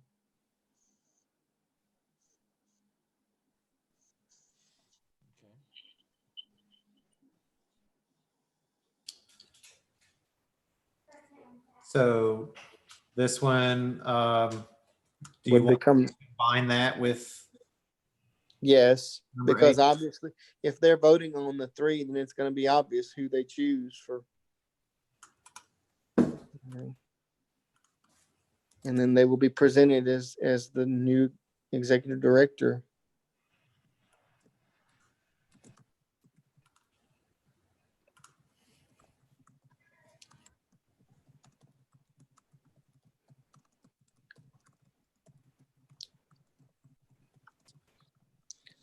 And change October to January in number 8. Thank you, Dillard. Yeah.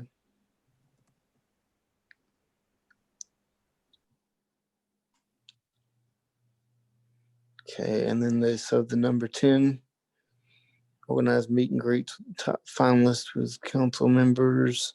That would happen during January meeting as well, presumably, if we can't, if it's, you know.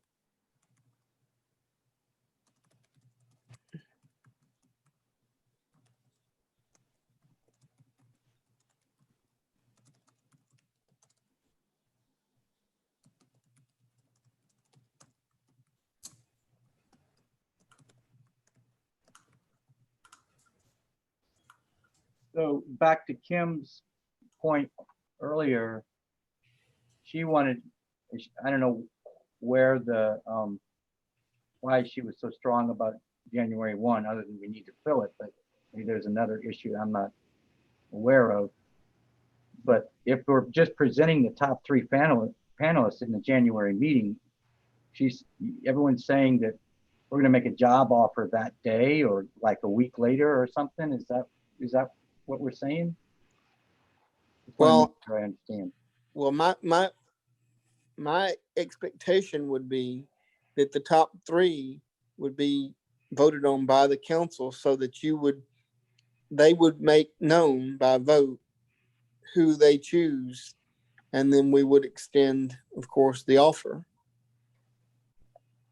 Now that may take formally, that may take up to, I don't know, a week or so, but it would be obvious, publicly obvious, who the council has chosen at the January meeting to be the next executive director. Okay, so further up, I think it looks like now number 6, that was a video format. Is that what's going to happen? What's going to happen the day? Are we bringing those 3 people in? Because that was earlier in the year. We bringing them back live and in person? Is that at that point? Presumably, yeah, yes. I mean, I don't know if we'll have to do it. Well, go ahead. I'm sorry. We may be able to do it through Zoom, but presumably, yes, all 3 would be presented and present. So in some So form. approximately what date is number 6 occurring?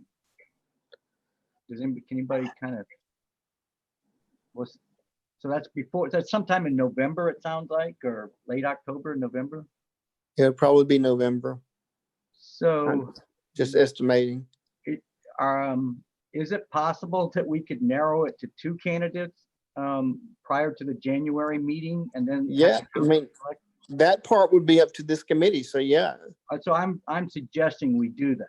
I get your point, Randall, about we've had a history of non-transparency and all that stuff with our council that's really brought us to the place where we're at. So I do think everything we can do to make this transparent is very important. Yeah, I agree wholeheartedly.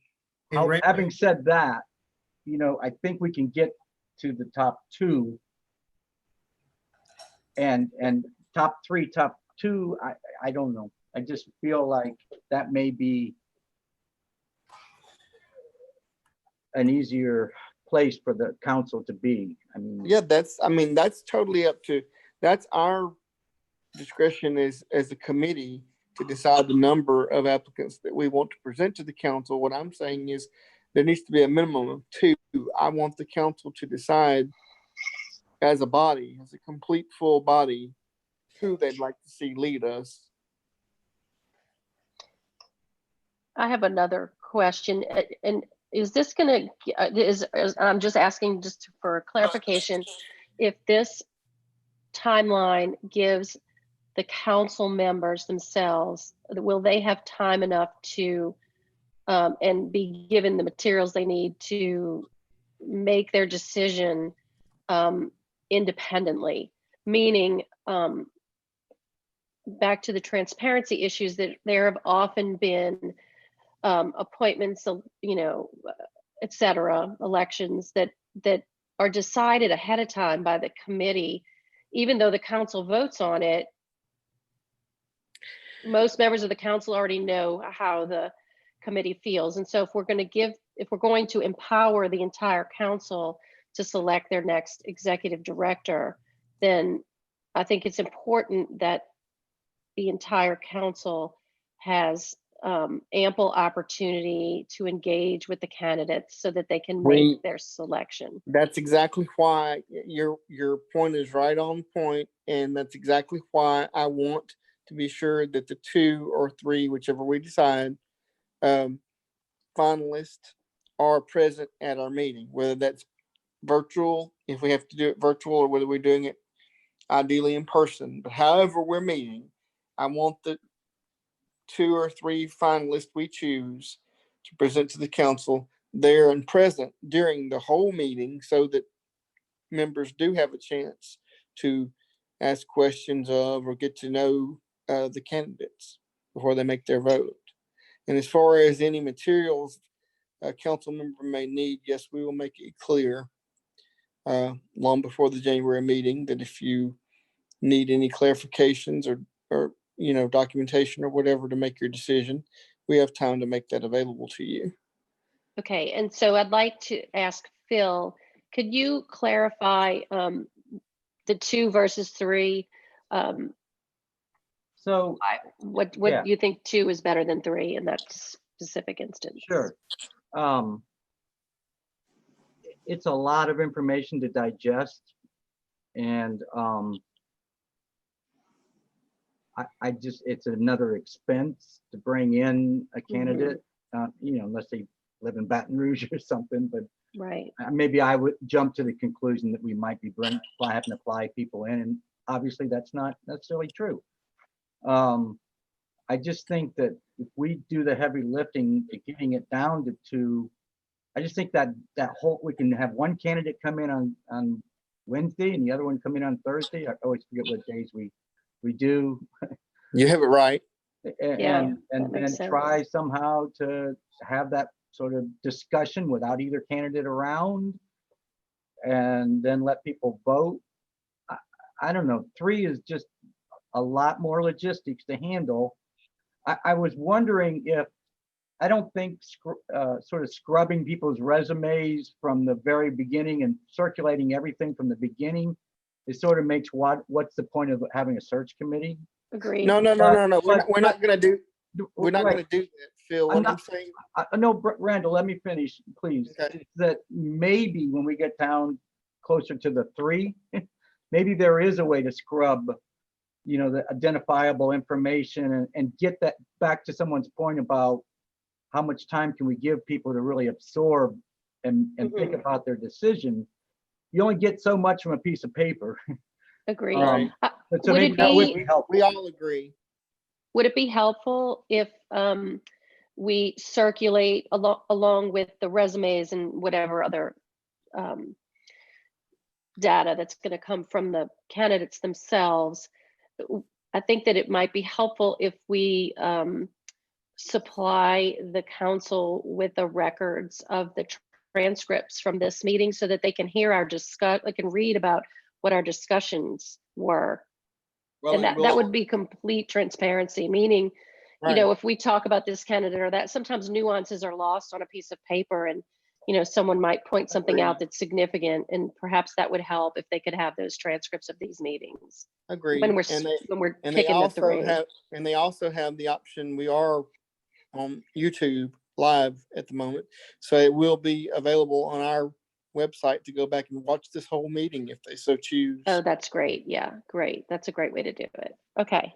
So just so that all council members would have all the information going in They and they would be able to make their they decision. would be able to watch every single meeting we're going to have from this day forward through our YouTube channel. Then I think it would be a good idea to make that a recommendation instead of, if you want to, you can view it here. I would say, we strongly encourage the council members to review the YouTube We will. meetings at these links. Okay. Sure. Yeah, we will. I'm just letting you know that now this is available to them. Yeah. Like Thank goodness. Yeah. Technology. Yeah. That's great. Right. Okay, good. Yeah.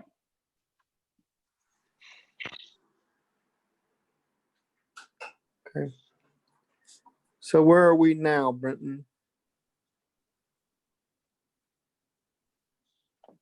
Well, I mean, this all sparked from discussion of, are you recommending the top 3 or the top 2? I did go back and look at the motion that the council made in October. And it said the top 2 or 3 candidates. So it is within the. I remembered that. That's why I said, yeah. Why don't we word it up to 3? Opportunities for up to 3 applicants to engage with. That way, if we're in a position to, and since the council recommended 2 or 3, we can say up to 3. That way we're not specifically saying 2, We're not specifically limiting saying 3. ourselves, but yeah, we leave the door open to give that. Yeah, leaving the door open, right? ability. Better word choice. Mhm. You still want to leave top in there or just up to Yeah. 3? Up to the top 3, yeah.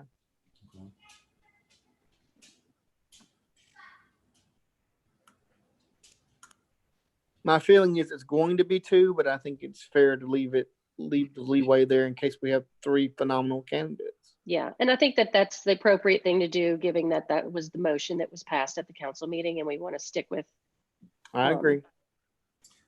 So I will go ahead and update that language in 8 as well. Great, Kat. While you're doing that, I just want to, I've been holding this comment for a long time because some of the other conversation got to be very, very important.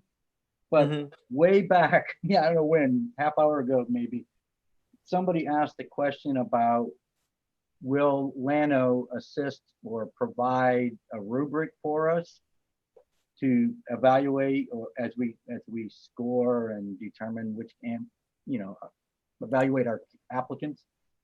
If you look in the description of services document on the first page, under managing applicant pool, the top bullet says develop the rubric ... for scoring candidates. So that is something I'm not saying it was, but that we would have input on, but yeah. Yeah, I thought it was. Good.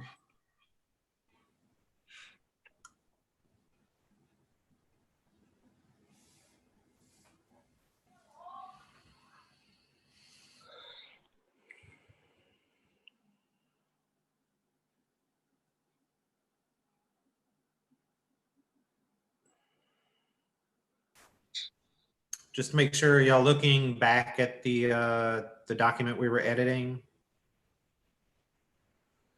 I just want to make sure I'm hearing the right. Okay. Yes, sir. Thank you. Brenton, Yes. the word top in number 6 needs to be moved to the front before 3. In number 6.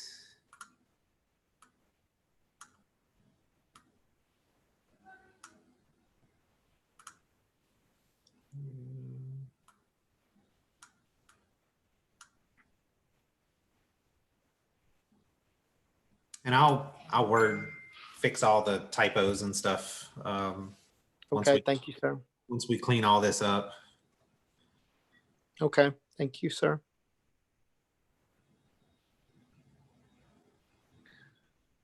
So that's our whole timeline, correct?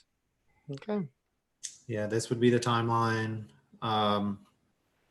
The other, so I think up here was just some of the specifics for their activities and outcomes. I didn't know if y'all had if y'all wanted to edit any of that or if it was just the timeline.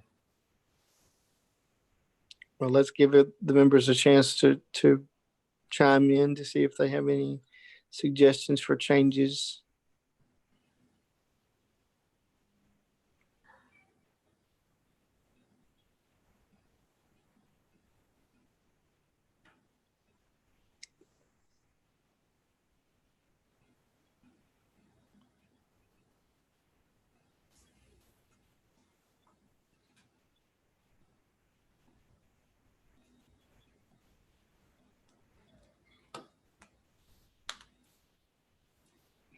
Does anybody have any thing they'd like to change or add or delete?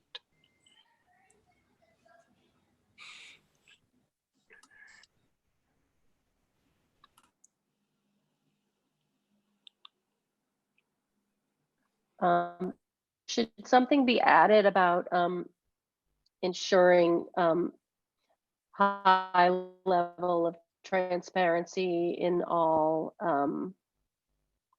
wherever it's applicable, which should be pretty much everything. But I Right. think that that's been a sticking point for people, and we would want this director to come in knowing that that is such. And I think the way Right. that we can make that happen is to possibly add that on there. And I don't know the wording, but y'all can wordsmith that as you do. I But can I think work that would on be that. important. I can work. I Okay. was already going to make that clear, whenever I speak with Lano, but I can work on that wording for that. That's a great Okay, point, great. Ellery, and I wonder, this may be beyond today's conversation, but I do think that when we do have applicants, when we get to that point, somehow our bylaws and all the stuff with the executive council and the this and the that, those applicants, I would hope, will have prior access to those things before we interview them, because I think we need to ask them a question to Dellery's point about, so this is how we have operated. What changes would you make, if any, to our Right. bylaws to ensure full transparency? That would That's a actually great help point. us screen some people one way or the That's a other. great point. Yeah. Yeah, I mean, and I don't want to tie anyone's hands as far as what they would suggest, but I think that I intend to make it very clear, everything you both just said, that we want transparency and everything that's possible to have it in, and it's very important to.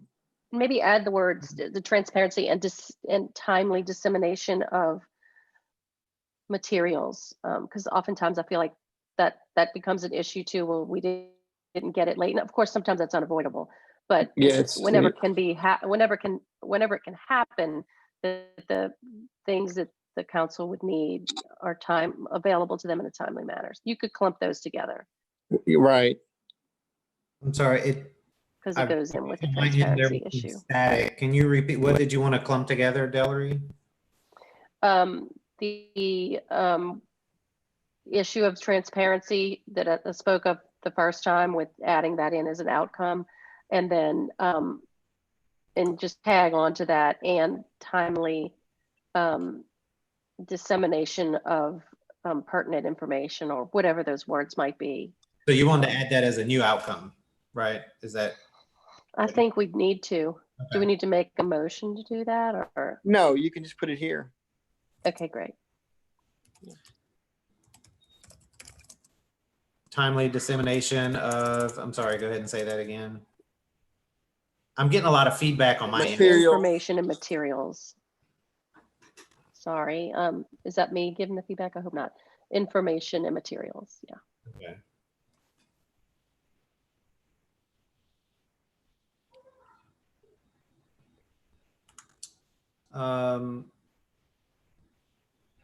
So we just need to clean this up some about adding some language there. Okay. Right.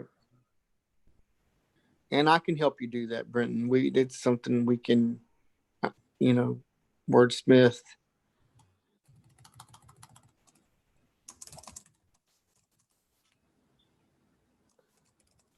While this is winding down today, Randall and Brenton and anybody else who's been involved in kind of setting up today's meeting and facilitating it, I think this is one of the most productive and useful meetings that I've just participated in with the council in a long, long time. So hats off to all you guys. I think everybody on the panel, even though some of us talk more than others, I think has contributed to this meeting, and I think it's been a really good meeting. Well, thank you. Thank y'all. Thank you. We appreciate the feedback. Brenton has done a phenomenal job in helping me be prepared for this, and so he definitely deserves the praise. I'm just doing what you elected me to do. So, but thank you. I appreciate that. Yeah, much appreciated. Thank you.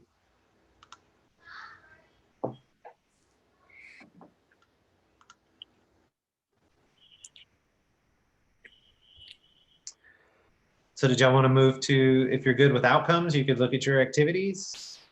Can you leave it in outcomes just for a second? Sure. Just let me know when you're ready. I mean, should we have something on there that highlights the ability to work with the various stakeholders, community members and stuff like that? Would that be appropriate there somewhere, or has that Yeah, already good- been?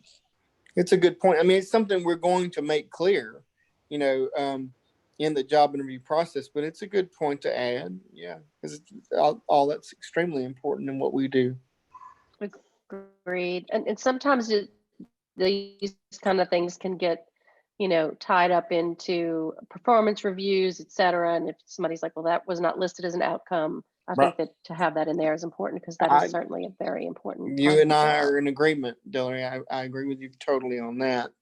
So what comes to mind to me, and it may just be because I'm an egghead and live in a university, but is the concept of a servant leadership. Is whoever our leader is needs to be a humble person that understands that it isn't about them. It's about the council, and their job is to provide that voice to people or assist them to provide their own voice. I like that. Yeah, I like that. Love that. Yeah. Mm-hmm. Would it work if we added that kind of in some of these? I just stuck it up here. I don't know if y'all wanted to make it its own thing, but. No, we can add it in, and it's as long as it's listed so they're clear of our expectation. Yeah, I like that. It fits well there. Mhm. And then this might be, you know, a bridge too far, but should there be an emphasis on, Bill's laughing at me, on the executive director is there to lead the council and that the councils should drive things. And I'm certainly not diminishing anything that the staff does, but I think there's often been a disconnect in the executive director is led staff more than they are by the council itself. And so just to ensure that directives come from the council, that they are you know, in accordance with the wishes of the council or however we want to put that. Anybody thoughts on that? So practicing autonomy, is that? Essentially making it clear what is already true, which is that the executive director works for and is responsible to the council itself, and the council should drive the policy. And is that listed somewhere? Where, I don't know where you're reading that from. I'm sorry. No, Is it already I'm listed on here? Or no, you I'm just made that up? I made that up. That That's was what's real. up. There was some Yeah. language down here, so I added, and I mean, you can tell me now, I'm just trying to think of where we could squeeze it in, but Yeah. administer the overall development and implementation of the council approved and directed, we could even flip those, plans, projects, and activities. I don't know if that would cover the directed statement that you were making, Gallery, but. Maybe ability. Go ahead, Phil. I think it's real close. Yeah. I think what Yes. that doesn't scream at me is what I thought, Dellery, what you were getting at is it's like this person has to be really an exceptional person in that they are getting all the council members, helping them to voice what they see as the plan.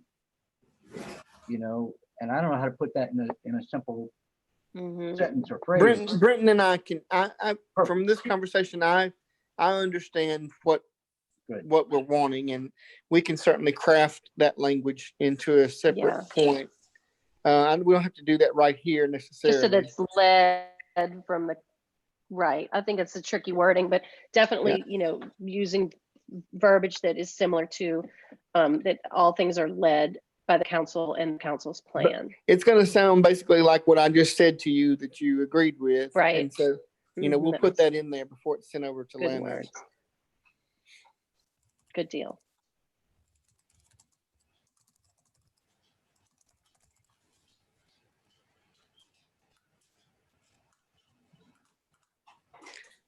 I believe Liz has her hand raised. So Liz, you have the floor. Can y'all hear me? Yes, ma'am. Yes. Okay, so thank you very much, Randall and everybody. I just wanted to back on what y'all were just talking about as far as making sure that the council led. I think what's most important of all, and I've noticed for many, many years, is the fact that the council members have to truly be educated and informed on what's going on. And I think that has been a case where a lot of them don't even know, and I shouldn't say that.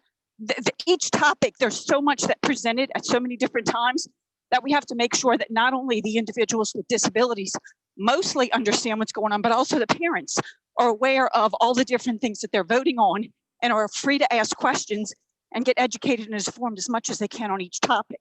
And I think that's important because I think that comes from the top down to ensure that people are understanding it and have a method of where they can get the information and ensure that they're getting accurate information, neutral information. Thank you.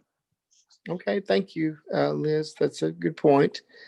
And that's certainly, we can add that in as well to make sure that the new executive director knows the importance of making sure the council is fully aware of the decisions they're making and has the tools and information to make the decision they're most comfortable with.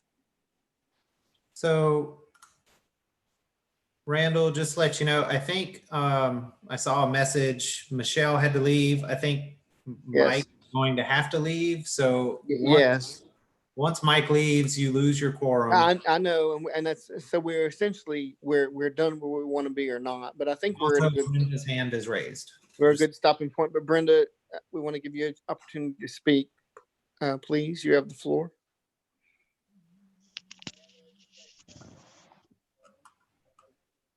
Good morning, Search Committee. Can you hear me? Yes, Brenda, thank you. Good morning. Thank you. I was typing, but it was taking too long. I wasn't sure. I heard Dr.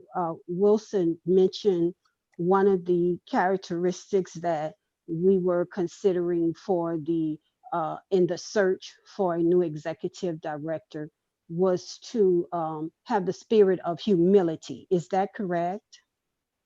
Yes, it is correct. I Well, believe you used the term servant leader. Yes, initially. humility and servant leader. Another thing, and I'm not sure if you have it in it, I'm trying to go through some of the documents as they're scrolling, but do we have anything that pertains to, it was a paragraph that you had up earlier where it had like knowledge of disability, and it was like a series of things that the search committee say that the ED should have. And one of them, if it is not already listed, is an like an understanding of diversity perspectives, because Yes. the executive director hires the staff. Is that correct? That is correct. You are absolutely correct. They do hire their staff. And so that, to your point about diversity, I wholeheartedly agree. And that's something we will make very clear, not just in this document, but throughout the process, that diversity is extraordinarily important to the council and would be expected to be adhered to by. And likewise, the executive director has various roles that require that person to engage with the council members. Yes. The engagement can be in person during meetings, and we're doing Zoom right now. Right. The engagement can be at functions hosted by the council. The engagements can be direct phone calls that the executive director makes.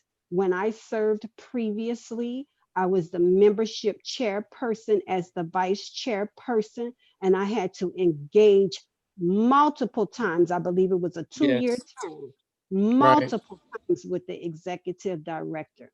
And another engagement is through digital email correspondence. Right. it is important to have a diversity mindset, ability to plan and execute, to be as diverse as possible. I would also recommend, and I'm going to put this forward as I close, that the executive director should be required to have diversity training.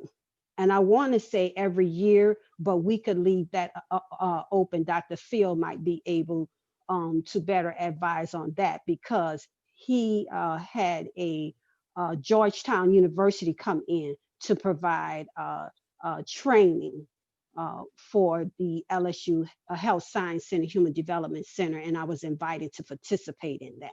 So I Terrific. believe they should have training in, it's called diversity, linguistic, inclusive competency. Okay. Well, thank you for your input today, Brenda. All of it was very helpful. Thank you. Yeah, great points. And we will certainly make sure that any contract we have with the executive director includes the importance of diversity and includes that some form of official diversity training. And of course, the executive committee reviews the performance of the director at a minimum annually. And I believe we can do it really whenever we see fit, but it's been done even twice a year if necessary. So if we see the need as a body, as an executive committee, that to ensure that gets carried out, we have mechanisms to make sure that's done as part of their work.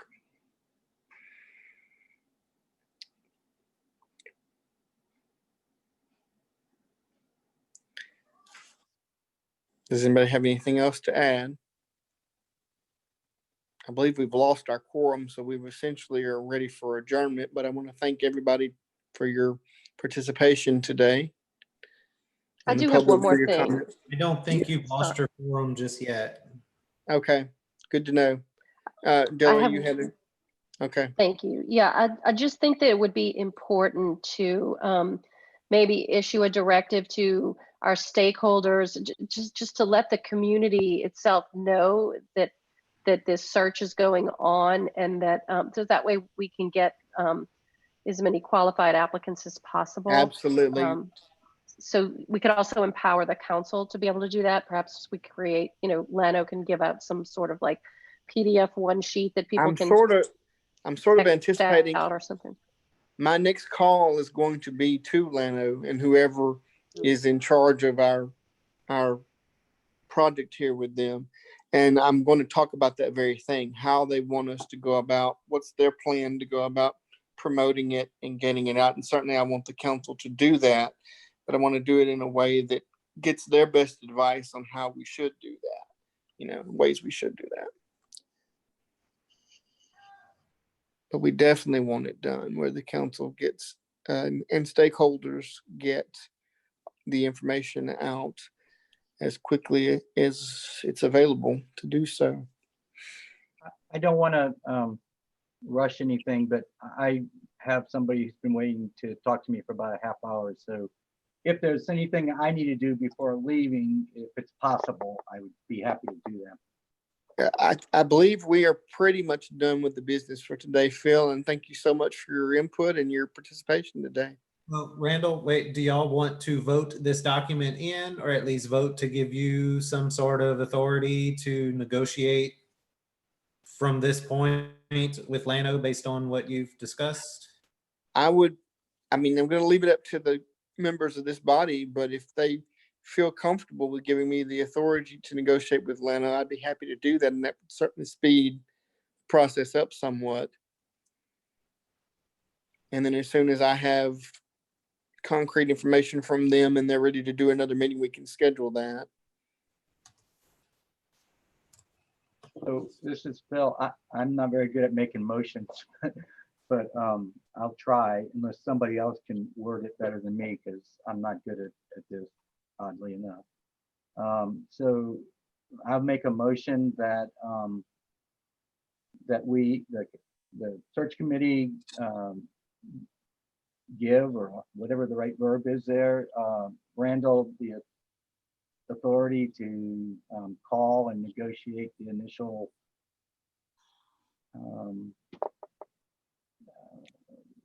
draft contract with Lano. I know that's not right. That's, somebody fix that. I second the motion. Or was that Tamisha that Yeah. second? Tamisha,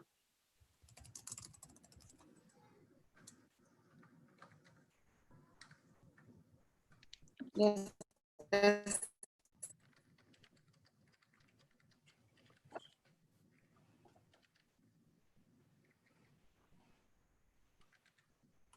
I would say, I don't know if the call part is necessary. We could just say negotiate. yeah, you can take the call out. It's just that's probably going to be the method I use, but just to give me the authority to negotiate with Lano. And then once we have something concrete from them to bring back to you, I'll convene a meeting and we'll discuss it further as a body, as a committee. So do we have any comments from public or anyone on this? Grant the authority. I don't know. Sorry, what was that? To grant the authority is what it should Grant word. the authority.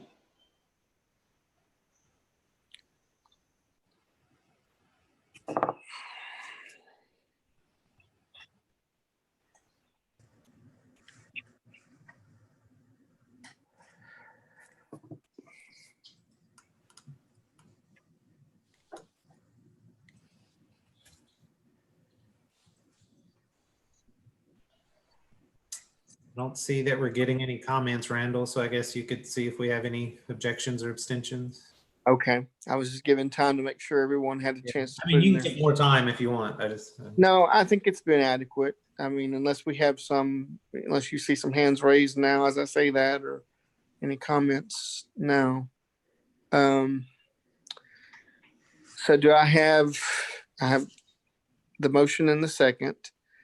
Do I have any abstentions to this motion? Any objections to this motion? Hearing none, this motion carries. Thank you, ladies and gentlemen, for your participation today. It's been invaluable to me as we move forward with this process. And if anyone has anything else to add, they can do so. Otherwise, we are adjourned. can you get a motion to adjourn? I'll make a motion to adjourn the meeting. I Thank second. you, sir. Thank you, sir. Do I Well, I have any objections to the motion to adjourn today? Was that Mike? That was the That second? was Mike, Mike yes. was the second, yes. Any objections to our motion for adjournment for today? Hearing none, this motion carries. Thank you, ladies and gentlemen. Thank you, everybody from our public and stakeholders, and everyone have a great day and a good weekend. Bye, y'all. Thank you. Bye-bye. All right, see y'all later. Thanks, everyone.